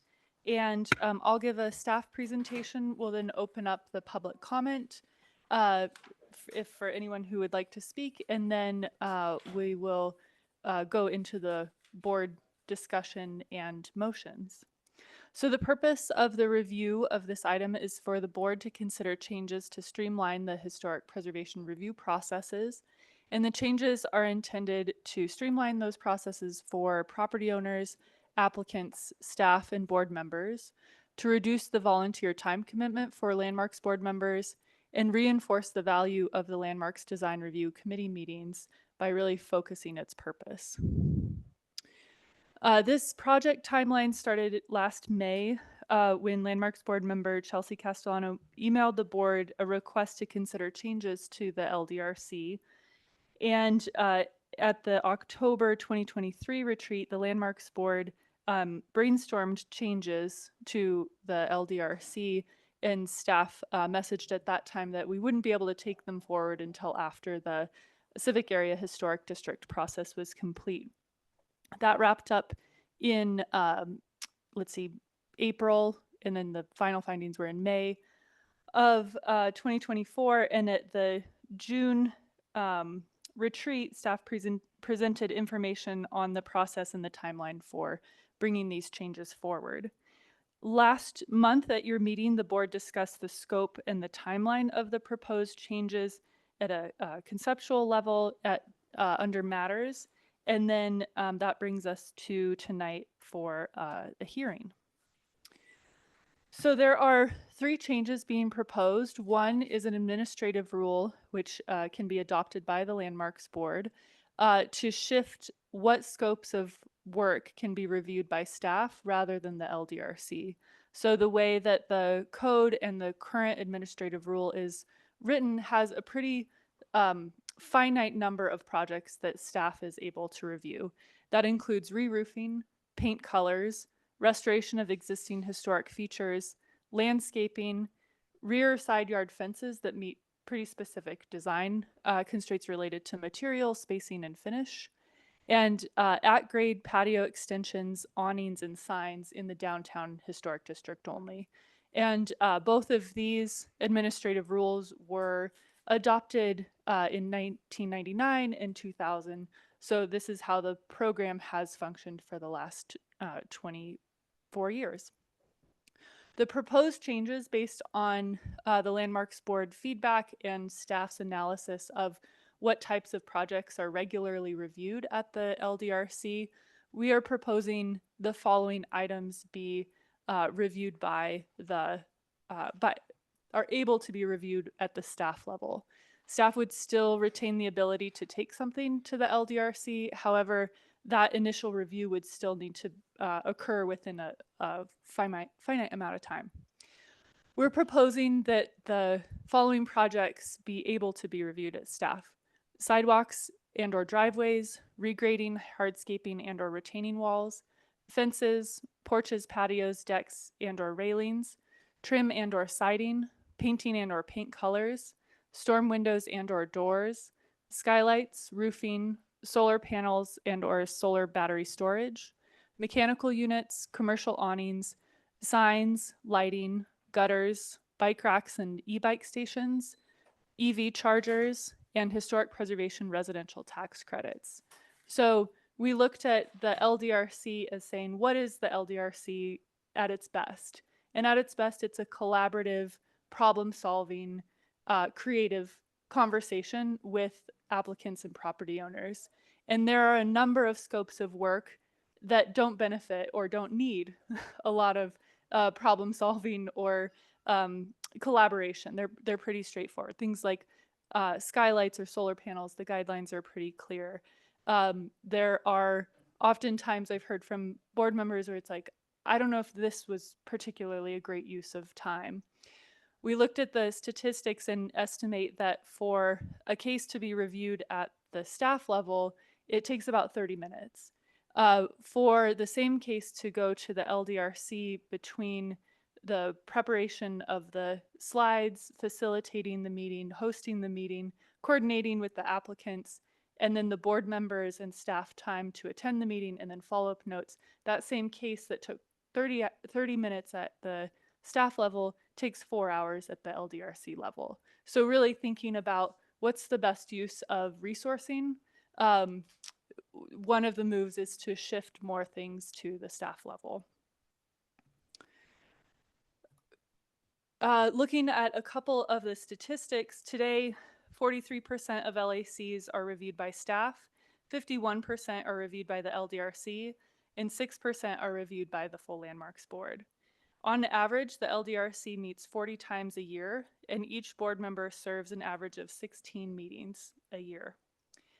In the last year, each Landmarks Board member volunteered an estimated 29 hours to review cases at the LDRC, in addition to attending monthly Landmarks Board meetings, estimated to be about 36 hours a year, not including preparation time, site visits, or retreats.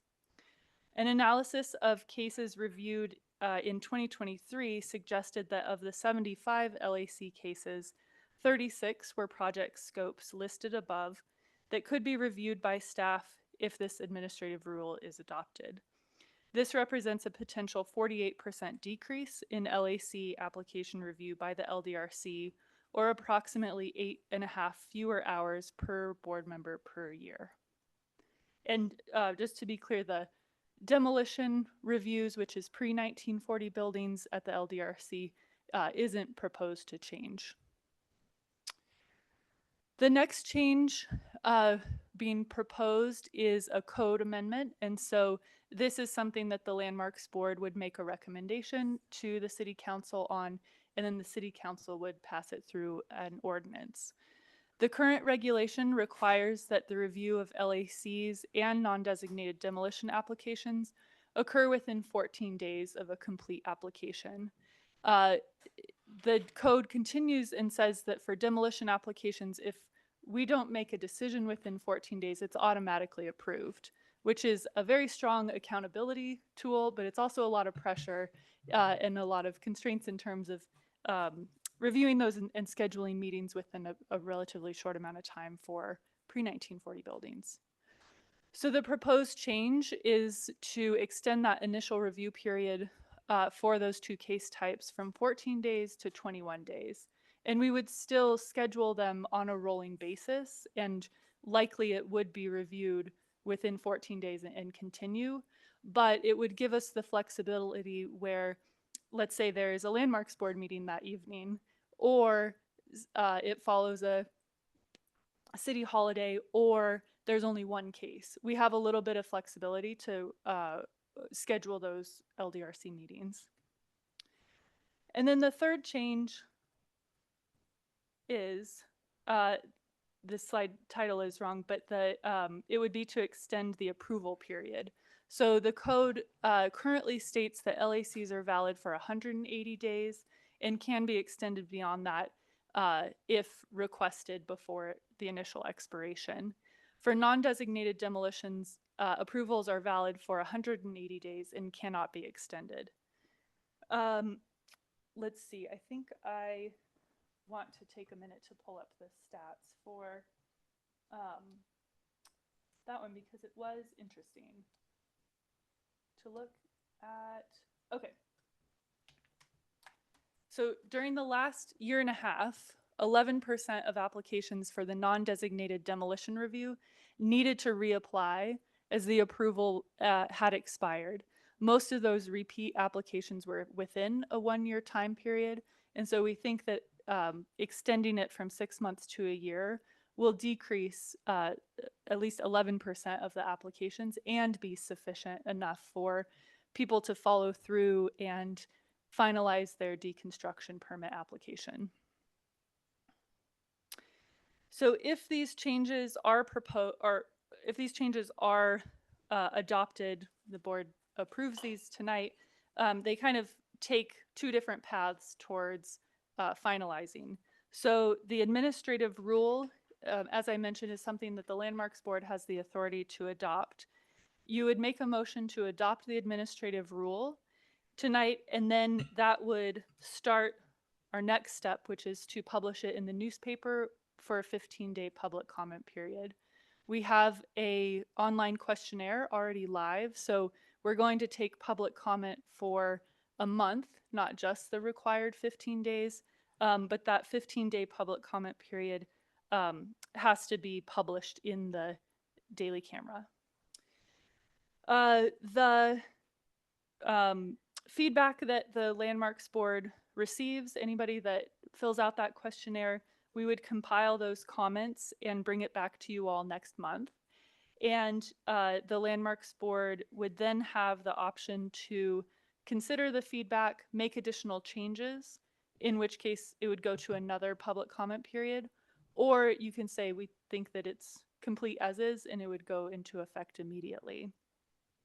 For the 2 code amendments, if the Landmarks Board makes recommendations to approve those tonight, we would start to prepare the city council memos, and then it would go to a city council first reading. We are thinking have that tentatively scheduled in November, and then city council second reading, which is a public hearing in December. And so we would anticipate both of those changes would go into effect as early as October for the administrative rule, and likely the end of the year for the code amendments.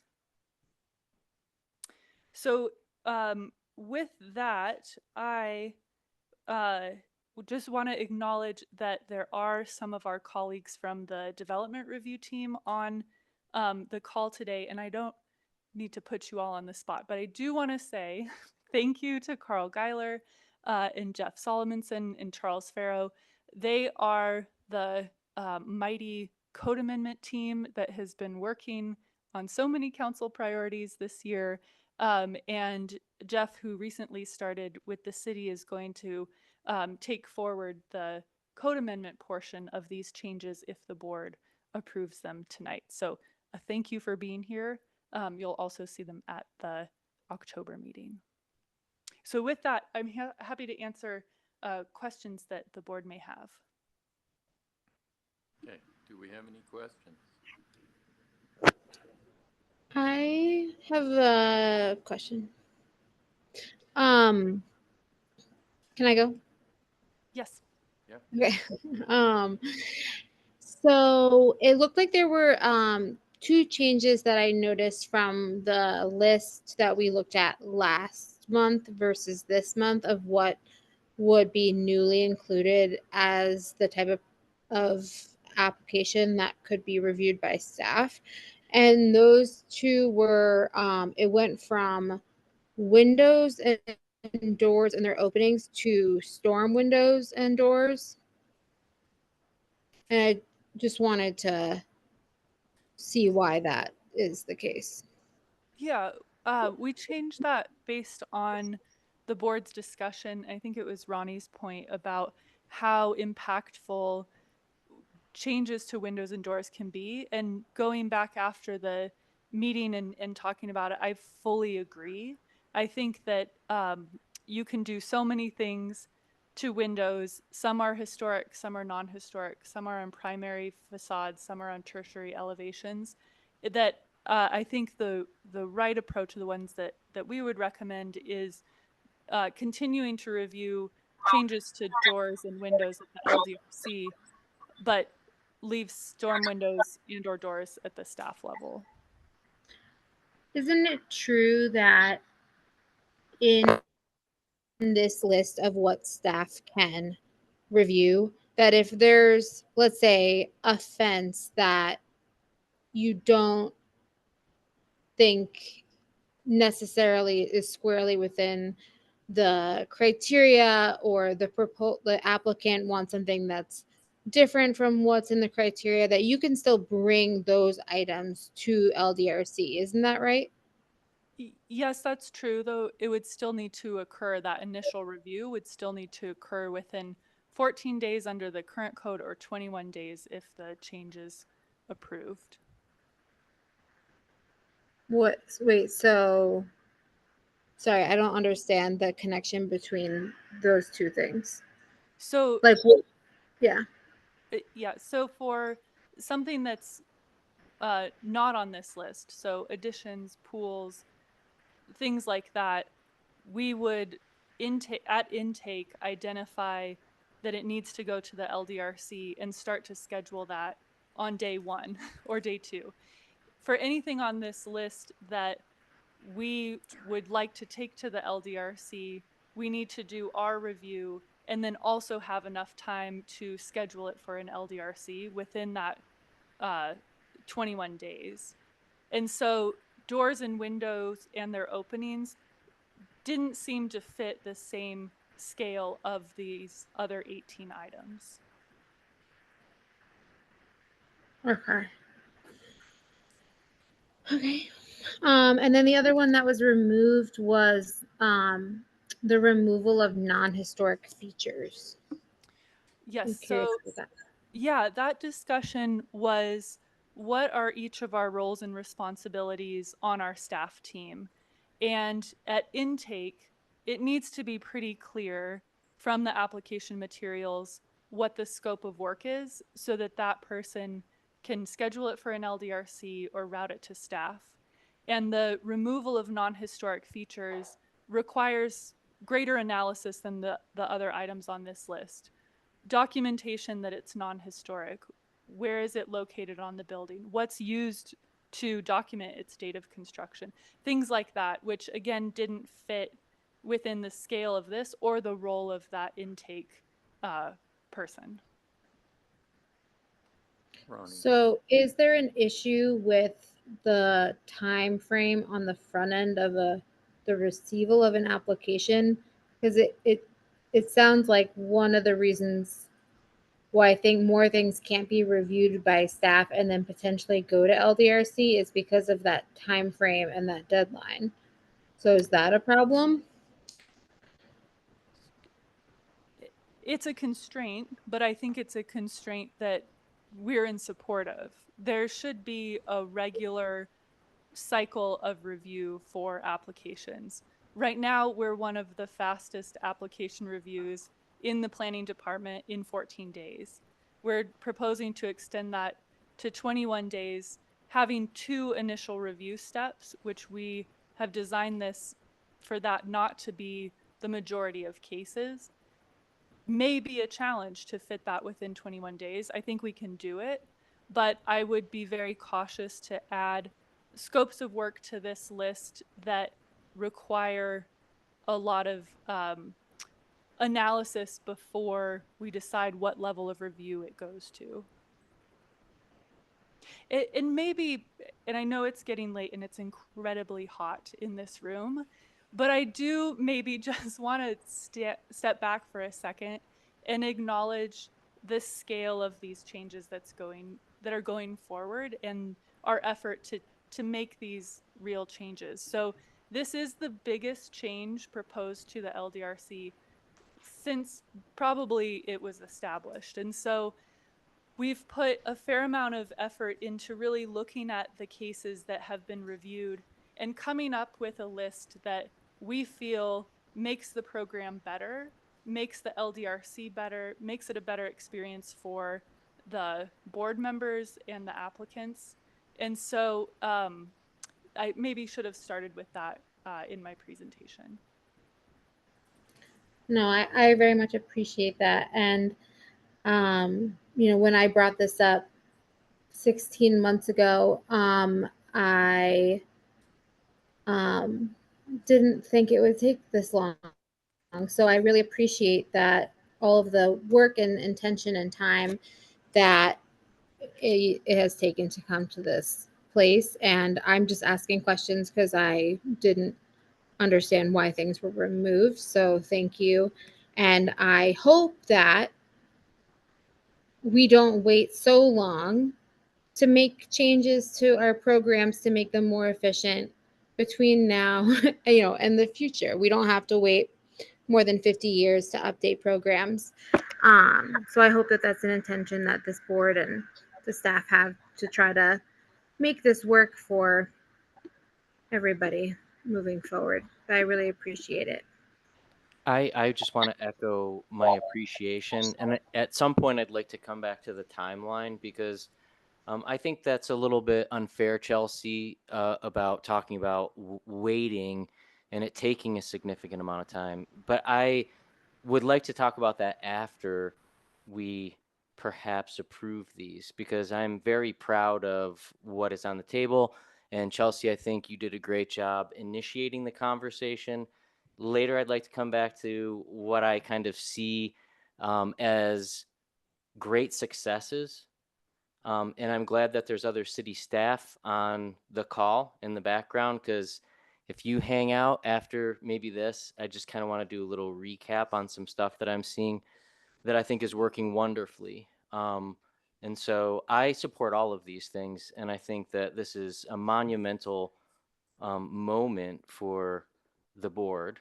And I think that if we wanted to talk about number 7, windows, I have one thing to add. Marcy, at the last meeting, you did a great job kind of dissecting different types of window applications. And the easy low bar application was like a refurbish or a replace with a like, you know, like a recreate. And I might be saying these incorrectly, but those are the only ones that I could see if you wanted to add to this list. But otherwise, I think as is, you know, I think that this will be a really great step forward. Can I respond to Yeah. that? So again, looking back at how do we implement this? How does it move through? I would discourage the board from putting window replacement on here because it takes some analysis. Is it a historic window? Is it on the front side or tertiary elevation? So I think adding window rehabilitation Yeah. could work, but I would caution a lot against putting replacement on here since the guidelines are so clear that replacement is rarely appropriate. Makes sense. Do you think we should leave it just as is? I think window rehabilitation Okay. would be okay. Okay. Then I would support adding that to the list. I think that seems pretty clear. Yeah, windows have a significant amount of impact on the architectural quality of a building and require some amount of architectural review if you get into any kind of manipulation of them. Yep. And so those are, I guess, in a guideline pinch, that would be a guideline as to when you should involve the LDRC as opposed to what can be simply processed or more simply processed. None of it's simple. And I'd like to say, like, these proposed changes that we've been working on, I mean, we've been doing work, not at me on the board, but as an applicant for a while. And so the amount of stuff that could be staff reviewed and move the process along a lot faster is significant in these 18 items. And also being on the board, you probably just removed like 10 of the items that I've been dealt with in the last few months. So, and also having the LDRC being on a Wednesday morning and having these, like a few of these 18 items off the list and just for staff review. And then if it comes a little dicey, the staff is, I give them full to bring it back up to the LDRC. But, so, I mean, to say that it took a while, and I think that Ronnie will attest to it later, but I agree that these 18 items are really, really significant, so. Yep. I guess I'd like to move forward and is there a, what do we do? Well, There's we two. we need public, Oh. we need our public Oh. comment. We need to complete the process. And going a little bit off script here, but since you are modifying the list, there is one additional item that has been in my mind since this memo went out, which is foundation repairs. Right. And I think that I would propose adding that as well because it's relatively straightforward. I don't think it's a great use of the LDRC's time, and it's not on the list currently. I would support that. On that note, I was kind of sitting on one, but wasn't going to say it, but here we go. Window wells on non-primary elevations. I can agree with that. And I also just realized we were probably going into the board discussion part of things, but I also appreciate it because then anyone who wants to speak during public comment can respond to an updated list. Okay. All right. We should move to public comment. Thank you, staff. We should move to public comment. Who do we have? All right, we have 2 in-person signups. Leonard Siegel being first, and then Fran Sheets second. Okay. You have And the you usual don't- suspects. Right, and That's you don't what you have to have. be sworn for this. Yes. So Don't you- have to be sworn? No. Okay. Speaking on behalf of Historic Boulder, just quickly, the initial review period moving from 2 to 3 weeks, we think is a good idea. The preservation approval period is a good idea. In terms of the staff reviews of the landmark alteration certificates, Historic Boulder recommends the following design aspects still be reviewed by the LDRC because there's more complexity about them, and that is front-facing porches and front-facing decks. Now, Historic Boulder wants to bring to your attention other factors to consider that we feel could impact your decision about changes to the landmark design review process. In particular, we have been recommending for a few years now that the city government follow the general accepted practice that all buildings 50 years or older be reviewed when demolition permits are being sought. When Boulder adopts that nationwide standard, it will significantly improve the review process for eligible significant properties. However, we recognize it will significantly increase the number of properties that the city must review since there was so much growth in Boulder in the 1970s and 60s. And just to make our recommendation clear related to the LDRC, we recommend keeping the number of people the same as now for the LDRC reviews and also keep them weekly. We feel it's not wise to lessen the reviews, even though we recognize the need for staff and volunteers to reduce time commitments. The likelihood is that the city will need to hire more staff to handle the increasing work volume. A couple more suggestions that Historic Boulder recommends: that there should be changes in demolition permits. Demolitions shouldn't be allowed until a building permit is achieved. A case in point is the demolition of Fruhof's with no benefit of a building be constructed. The building could still be standing and used. And there should be a time limit on demolition permits. Demolition permits should not be unlimited in time. Chelsea's comment about how long it has taken to process the changes that you're reviewing tonight is frankly very disrespectful of the total amount of other preservation work that is being done by staff. So there's a lot, that goes on besides this particular issue. And I think we need to cut staff some slack and recognize that. Finally, I just want to say that the Boulder we appreciate and love did not just happen. Historic preservation has been an important factor in creating the remarkable place we enjoy today. The work of the Landmarks Board and preservation planners is critically important to keeping the spirit of Boulder alive. Thank you. Thank you.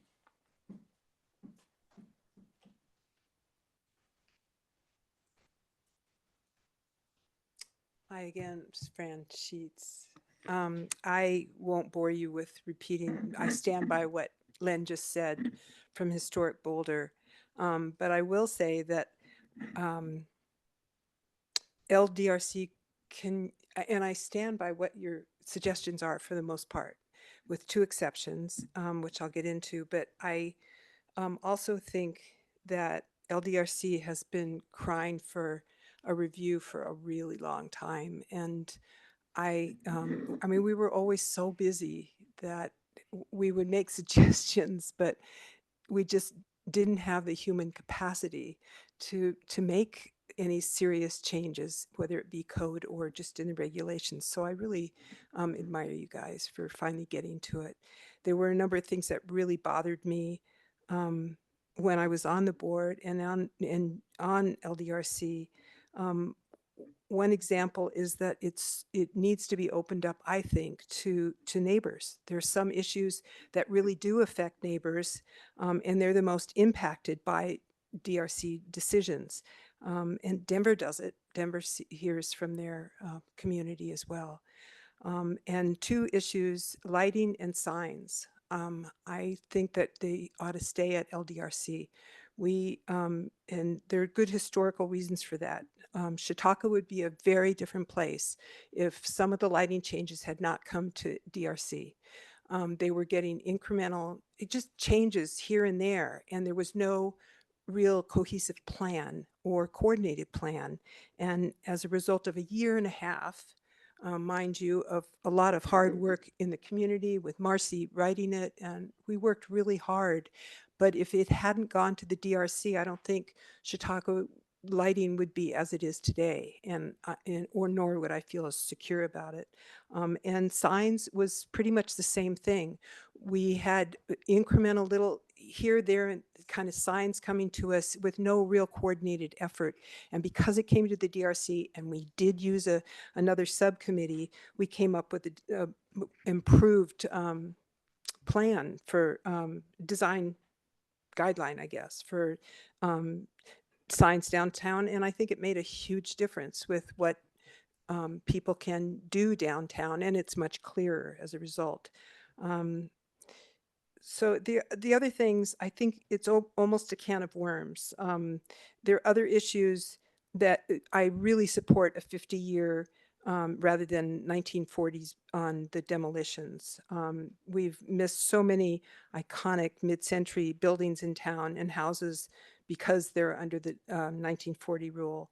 And I suggest some discussion be made, that LDRC, you have to make a decision for 15 minutes. And some really big decisions are coming down, and that's not what the LDRC was planned to do.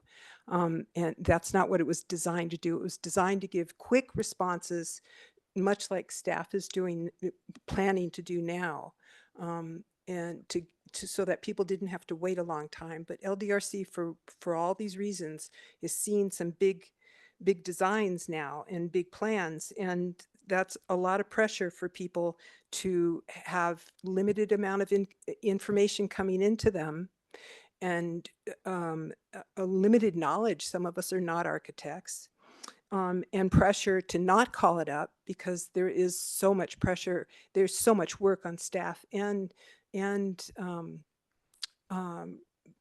board members when things are called up, that more things are going to DRC, but we can't make a lot of those decisions in 15 minutes.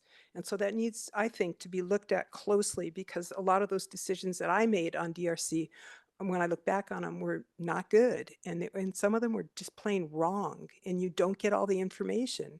So it's something that needs to be looked at. And I think you've opened a really nice can of worms. And thank you. Good night. Thank you.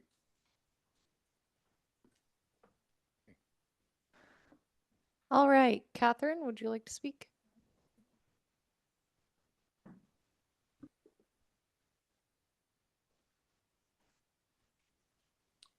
I don't think I'm on the list or anything. I'm telling the truth. Right. Catherine Barth. DRC was always kind of, it's changed. It used to be kind of informal. I remember like once we saved the building that's now the Boulder Chop House. And we just saved it by going and talking to the guy who owned it and the guy who wanted to buy it. And we met in front of the building on the sidewalk and said, you don't want to mess with this building. You've got to be able to figure out something to do with this building. And it wasn't in the formal setting of, I don't know, a hearing or anything. It was just standing on the sidewalk. Now, those days are probably gone, but I mean, if there was some way to have some communication informally, like, you don't want to go there. This building really can have a future, and it does. There it is. There it is, this little wonderful little remnant of something, and I'm so glad it's there. But that was like, you really don't want to, go forward with this any farther. So the staff just has a real burden, but we always, if the main people that we were trying to reach, I was always trying to reach the construction guys. You know, they were coming in early before they went to work, and the owners, and so if we ever needed to move things around, we'd move it earlier. We'd come in at 7:30 in the morning just to accommodate everybody. And so I don't know what kind of flexibility there is, but you know, donuts and coffee really early, maybe. But I'm just saying, I know it's a really difficult job, but I don't know. I'm always happy when you're around, Ronnie, because you can give very practical solutions and wonderful design solutions, and you can just kind of solve it all for people. So anyway, I would not recommend going to, you know, less than once a week. And if for some reason, you know, the interest rates stay high and there isn't much building, then you can cancel them. But I wouldn't, you know, for the structure of the landmarks board in the city, I wouldn't have less meetings. I just would, you know, keep the meetings once a week. And if you're lucky and you don't need one, then say, okay, we're not going to have one. But don't go like, oh, we're only going to have 2 meetings a month. And then all of a sudden you get slammed when the interest rates go down. So They're gonna go thank you down. for what you do. Thank you, Marcy. Thank you, Claire. It's a can of worms always. Thank you for that compliment. I really appreciate that. It's a little inaccurate, It's but true. it landed. Thank you for the compliment. No, it's Nobody else shows up with bum solves log. a lot of problems. Nice. I want that back. All right. Would anyone else like to speak in person? All right. Lynn Siegel. No swearing. No swearing. Okay. Lynn Siegel, full board site visits on all potential demos. Landmark board for all demos. Record LDRC. Never allow Chelsea and Bill Jellick to vote down a Hunter house that's fireproof, 770 circle in an LDRC. That is unconscionable. You had no architect. Bill's a photographer. Chelsea's a bedrooms are for people. No way. That was so unacceptable. No density bribes like at WRA. You do the demo before. If a city has a general regulation that kicks up the density in a place, can tell the city that they can't execute those density bonuses until demo has been considered on any properties like that. I don't know how you do that, but that needs to be done. Western Resource Advocates was a sin to demo that. That was so not okay. Oh, we can't put in the parking for all this extra density. Wah, wah, wah.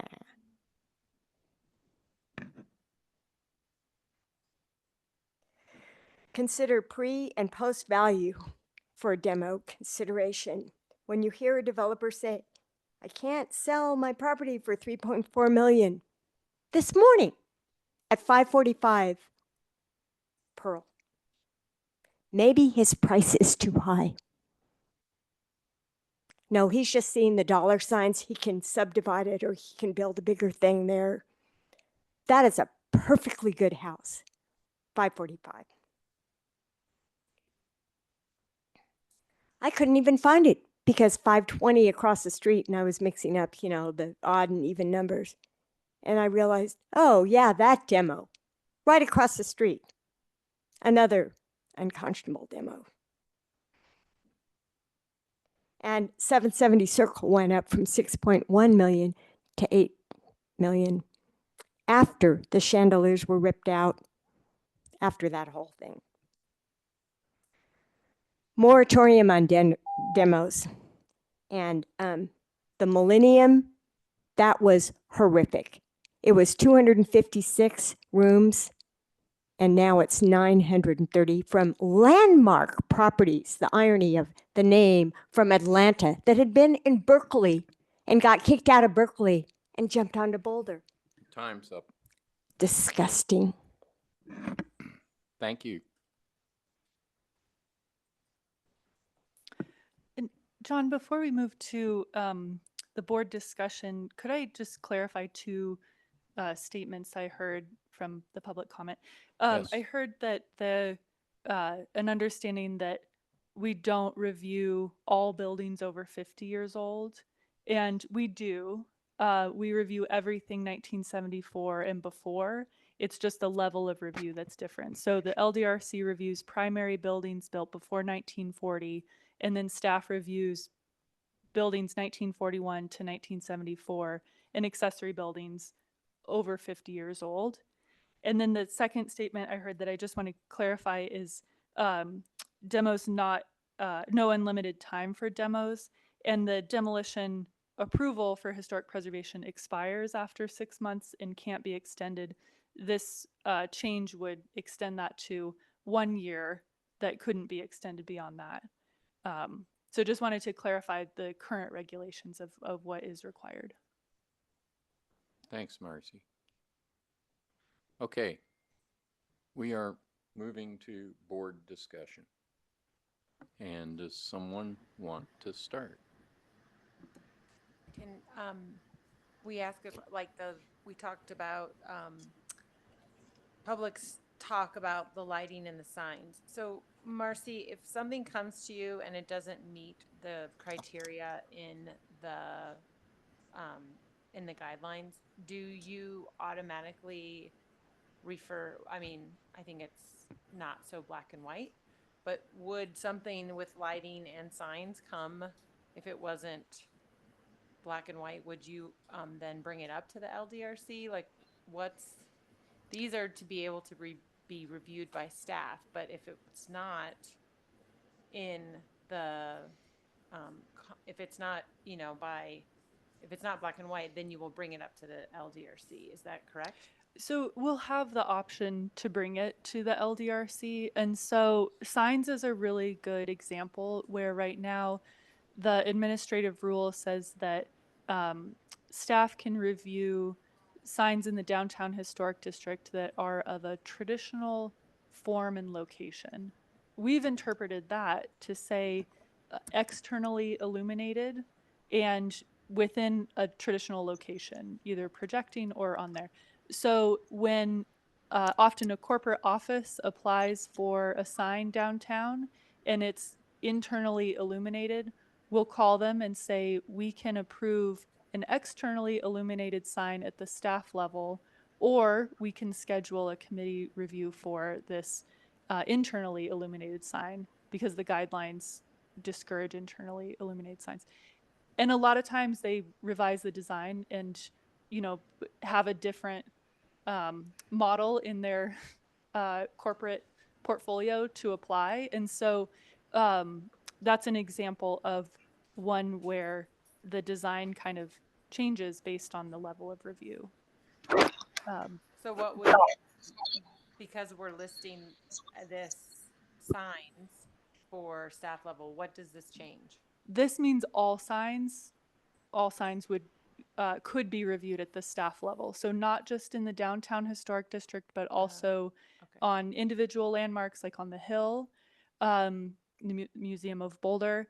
It would also be both internally illuminated and externally illuminated. It would just say signs can be reviewed at the staff level, and then we would either approve them, ask for revisions, or refer it.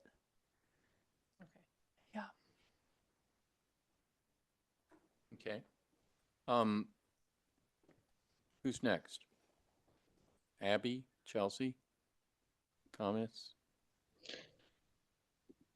Sure, I'm happy to. I just want to also clear some things up because apparently I've been reprimanded for my previous statements. I just wanted to again be clear. I simply stated how long this project took and how I didn't think it would take that long. I also said I appreciated the thoughtfulness and time that went into this. And when I said I didn't think it would take that long, I wasn't saying it took too long. I was just clearly that I underestimated the time it would take. So it was my naivety that went into that statement. So I apologize if that was unclear. Um, and I just also don't appreciate being called disrespectful for simply pointing out how long a project took. Those were just the facts. It took 16 months. Um, and that was just that. I just felt I needed to respond to that. And but thinking about this project as a whole, so when I think about like myself, my friends and colleagues who work at nonprofits all throughout the city and the state, my past colleagues who work at the federal scientific labs, my friends who work at some of the largest employers in our community, none of them could join this board because of the time commitment and schedule of the LDRC. And so my goal for this is so that the board makeup is representative of the community that we serve. And I believe that this project, while it may not go as far as I would have liked on my own, does bring us a lot closer to meeting that goal. And I really am incredibly appreciative of that.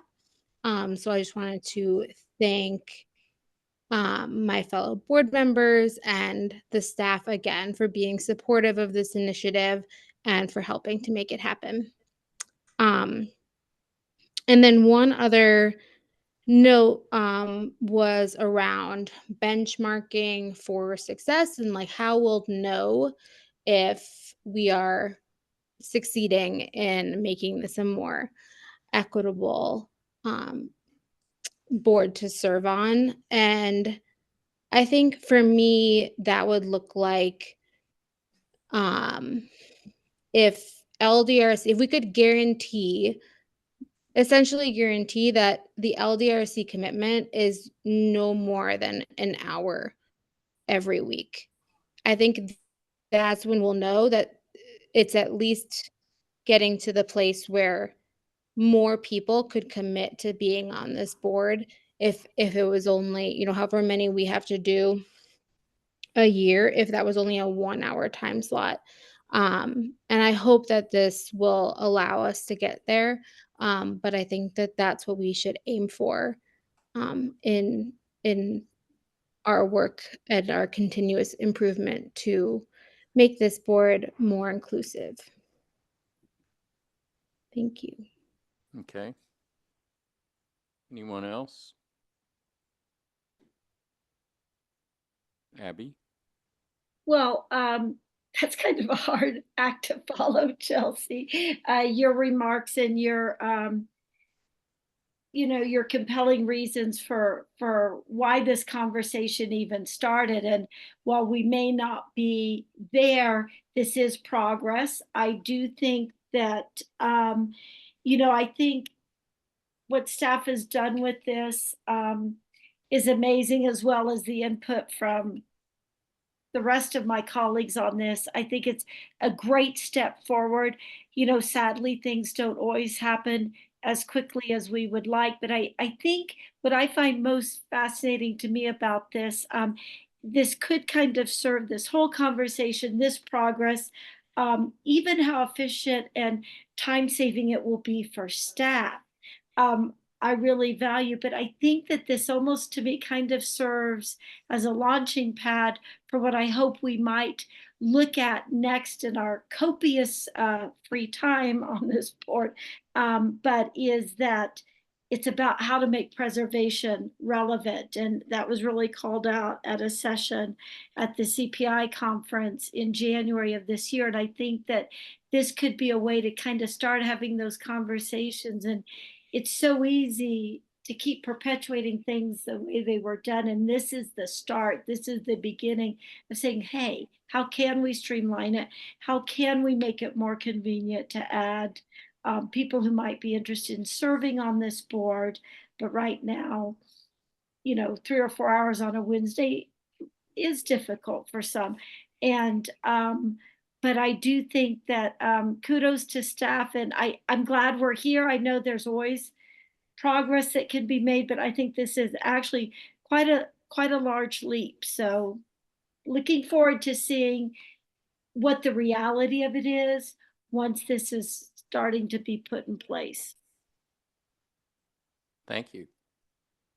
Okay. One question for, again, all these questions. Out of these 20 items that we have proposed to us, do any of these items feel overwhelming to the staff? Not overwhelming. I think that we've given it a lot of thought about what are the implications, and I think we don't fully know. I think that this is a pretty significant change, and it's a change in the right direction, but there are going to be some kind of a learning curve and adjustments as we go.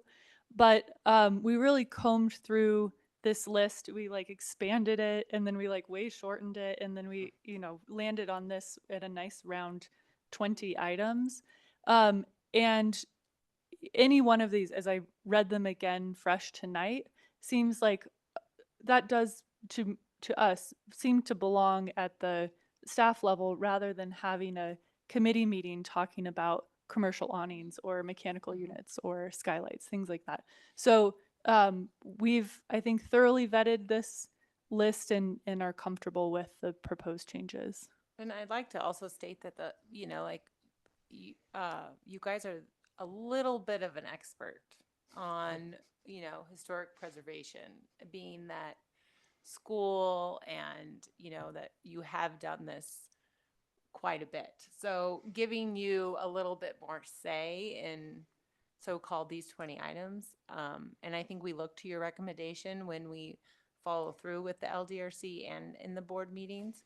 So I feel comfortable in, and that's why I asked you guys, because I think that it really is going back to giving it to staff. And I think that staff has evolved to make the historical, your guys' board and the people at the staff level are really well educated in providing a really good outcome. So we have great confidence. I had one question. It's about Len's comment regarding porches, patios, decks, and railings on front elevations. I know that staff didn't respond to that specific item. Predominantly, when I look at that, I think about porches. I'm not sure. I just know sometimes when I look at porch applications, even if it can be tedious, I'm noticing things in their drawing sets that aren't quite what they should be. And that's the only thing for me on this. I don't know what that's meant to encompass, but after hearing Len say it, I remember how many cases come through where I look at those front porches and I'm like, man, that's not the detail. That's not how porches go together. And on a cursory level, you look at it and you're like, man, it's okay. And then you're like, I just don't know. What do you think? My thought on that, I would be supportive of removing porches and decks if that was the way the Landmarks Board wanted to go, with an argument that porches are character defining features of a house, and like you say, often like the handrail just dies in kind of an odd place. Like it really does come down to the details. And then the design guidelines are very clear that decks are rarely appropriate. Yes. And if they are proposed, they should be at the back of the building, integrated into the structure. And so I think that is a a valid edit to remove those two, but I would recommend removing them rather than specifying what side of the building they're on, because again, at intake, we need it to be as Yeah. simple and clear as possible so that we're not getting caught up, you know, in saying, what is this proposal? Yeah. To me, I think it would just be porches. I think railings, I think the rest could stay on there. Yeah, well, porches in particular. I would support that change. Yeah. How many porch projects do we get? Well, in certain building types, in certain architectural types, porches are significant features and or form giving or I guess character giving elements. Particularly true in craftsman style and some more recent styles where the expressive elements like railings do have a lot to do with the architectural character. So I think that like windows and doors, it should stay on the LDRC review side to the degree it can, because it's kind of an expert view kind of a thing. I think this list looks great, and I would be up for moving forward. I believe we need to make a motion. We do. I'm gonna maybe two motions, right? Well, I'm gonna make a quick summary statement here. I support what we're trying to accomplish here. I support the fact that Chelsea initiated this, and the reasons that she did was to broaden the inclusivity of our program and this board. And I think that this is a very good step in that direction. Without commenting on the reality of what it takes to populate and orchestrate. I'm trying not to do that. A board like this in a program like this, it's a daunting task for a city to put together something like this and maintain it and be as successful with it and by it as the city of Boulder has been with this program. And so I think that things that we can do to optimize the program are very good things, and things that we can do to broaden understanding of and citizen involvement in the program are also things that we need to be working towards increasingly, which takes more time. And so I support us moving to a motion. And Can I make it? Yes, you may. So excited. Okay. Is it done being written? I saw it being written. Wait, Let me let's- know. Let's let Chris read it one more time to see if this Okay. makes sense. Sounds good. Yeah, my understanding is we just added a couple and removed porches. So if that accurately captures how it was edited by adding structural repairs and window rehabilitation and then removing porches, then it looks good to me. Good to everyone? Okay. I move the Landmarks Board adopt the administrative rule included as attachment A, adding structural repairs, window rehabilitation, and removing porches to expand the types of projects that may be reviewed by staff. And then I keep going. Okay. And I move that the Landmarks Board recommend, wait, no, those are different motions. Wait, are we doing one at a time? Sorry. We should probably, unless we have a straw poll that everybody supports each of these motions as they are, I'm in support of them. then, yeah, I mean, you could read them all and then, You know what? I then think let's I just feel vote, let's vote on each one after you read each one. Let's not vote Okay. on them all at once. Yeah. Okay. Move So and Well, second. I second that. Okay, we have a motion and a second. Let's proceed to vote. Roll call, Abby, Aye. Chelsea, Aye. Renee, Aye. Ronnie, Aye. and I vote aye. So motion 1 passes unanimously. Okay, Chelsea. Okay. I move the Landmarks Board recommend to City Council code amendments to extend the initial review period for LACs and non-designated demolition applications from 14 to 21 days. Okay. I second that. Okay, we have a second. We will proceed to roll call vote. Abby, Aye. Chelsea, Aye. Renee, Aye. Ronnie, Aye. and I vote aye. Second one passes unanimously, so a All third right. motion. Let's go for 3 for 3. I move the Landmarks Board recommend to City Council code amendments to extend the expiration period for LACs and non-designated demolition applications from 180 days to 1 year for landmark alteration certificates and non-designated demolition. There's supposed to be another word there. I don't know.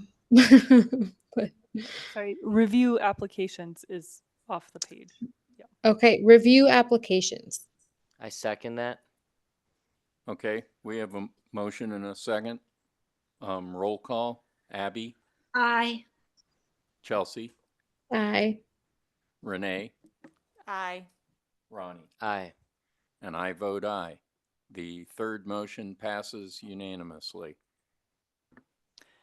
Wonderful. So the next steps, very exciting. The next step is for the list of things that could be reviewed by staff. We will get it through the process to publish it in the newspaper. Once it's published, the 15-day comment period will start. And like I said, the questionnaire is already active on the code amendment website. And so we'll get that rolling, and then we'll return at the October meeting with a compilation of those comments. And then for the 2 code amendment recommendations, we will draft the ordinance and schedule it for City Council review. So thank you. Excellent. Okay. Can I know we're going to reschedule, but I just want to say something before it's kind of a little wrap up. Oh, nice.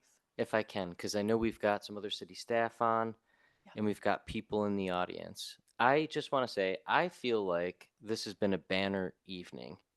Like, this was a really great board meeting. And I just want to also just point out a couple things here about people that are in attendance. Catherine Barth, Fran, Lynn, Len Siegel. Come to all of these meetings. You guys are a backbone to the program. And it is, I just admire the fact that you keep at it and that you come to these meetings and you contribute. It is just so wonderful. And tonight we got to do that. We got to see that. I think the program is in a really great state. And I know maybe there's other things to do here, but I really just want to point out that a lot has happened. COVID happened, and look what we did successfully again tonight. We have managed an online meeting, which I think went pretty well. We had a major transition with our lead staff, and fortunately, here is Marcy. And in the time in which Marcy has been part of the program, we've dealt with some huge issues, including the Civic Center. And I want to come back to that because really it was at the end, the conclusion of the Civic Center, that we picked this project up. And so that time frame is something I just want to come back to. And then I also wanted to say, you know, Christopher, Chris, and Brad have been coming to these meetings. We didn't always have that. And I, in fact, get to have dinner with them most of the nights beforehand. And it is meaningful to have you guys here. And that's a big character change. I feel like there was greater separation at a point. And I think that makes us stronger. I feel more connected to the city. Today, I reached out to Chris to talk to him about my ex parte relationship with Chautauqua. And he immediately got back in touch with me and gave me really great, solid information. Marcy did the same. There are things that are happening outside of these meetings And I'd also like to compliment Aubrey. What a wonderful asset to our team. And I will say, in the last year, Claire has done an incredible job taking on this role. And I think you heard it tonight about her staff report. And I think we have a program in place that is very strong right now. So compliments to everybody. I have been on the board for a while, and I know that some of you in the audience have been on the board, but I feel really great about the status of things. I think we've gone through some times, but I really feel like today was exemplary. And for me, I really got to experience that. Marcy, a personal compliment to you, is I know you've done a lot. You've had a child, whether it's part of the Landmarks Board. You have managed to get this program in a really wonderful and stable position. And since April, between April and June, you put the first draft in front of us. Between June and August, we got to do a review. And then here we are in September. Like, that is pretty darn quick. And so I think this is a huge stride. And also, Chelsea, you did a great job instigating this. Like, I went back and have reread your letter every time it's come up, and I think it is so articulate, and it requires something like that in order to instigate these talks. And I know sometimes they're heated, but you had such a wonderful letter. It is so clear. It's well written. I think it motivated this. And so I just wanted to compliment everybody, because I think this is the team, including those folks that attend and participate, during public comment. So Marcy, great job. Yeah. Thank you. All right. That being said, we are brought to matters. And do we have any matters? We have upcoming conferences. Yeah, we just have the shortest kind of discussion under matters, not even a discussion. The first one is asking if the board or the majority of the board members could reschedule the October Landmarks Board meeting, which I think is scheduled for the 2nd, which is during one of the Holy High holidays. If we could reschedule that for a virtual meeting on October 9th. So we don't all need to pull out our calendars right now, but I'll ask Aubrey to send out an email tomorrow for the board. Unless, Aubrey, do we need that decision tonight? Maybe we'd need a decision tonight. Okay, let's take 3 minutes. Could everybody check their calendars and see if you'd be available for a virtual meeting October 9th? I am. I am. I am. I likely am. I heard 2. Yeah, no, I'm, yeah, we all. Okay. Okay. I am as well. Okay. Rush. Thanks, everyone. That makes it so much easier. One Yes. less email for you. Yeah. Wonderful. And then we just wanted to highlight some upcoming conferences. There's the CPI on the road, which is happening now in Steamboat Springs. We're not there. The National Trust for Historic Preservation Past Forward 2024 is next month in New Orleans. And there's a local one, the Center of Colorado Women's History 2024 Symposium is this fall, November 16th at the History Colorado Center in Denver. And that one could be interesting. So just wanted to highlight some of these, and then looking a little bit farther away down in either January or early February will be the Colorado Preservation Inc. Saving Places Conference. The last 2 years it's been in Boulder. It'll be in Colorado Springs next year, and we will be able to fund the board's attendance to that. So start thinking about that one. It's usually a pretty good conference. Okay. All righty. Wonderful. And that is all we have. Anyone else have anything? Okay, then the September meeting of the Boulder Landmarks Board is adjourned. Marcy, did you say October 9th? Yes. And how many condos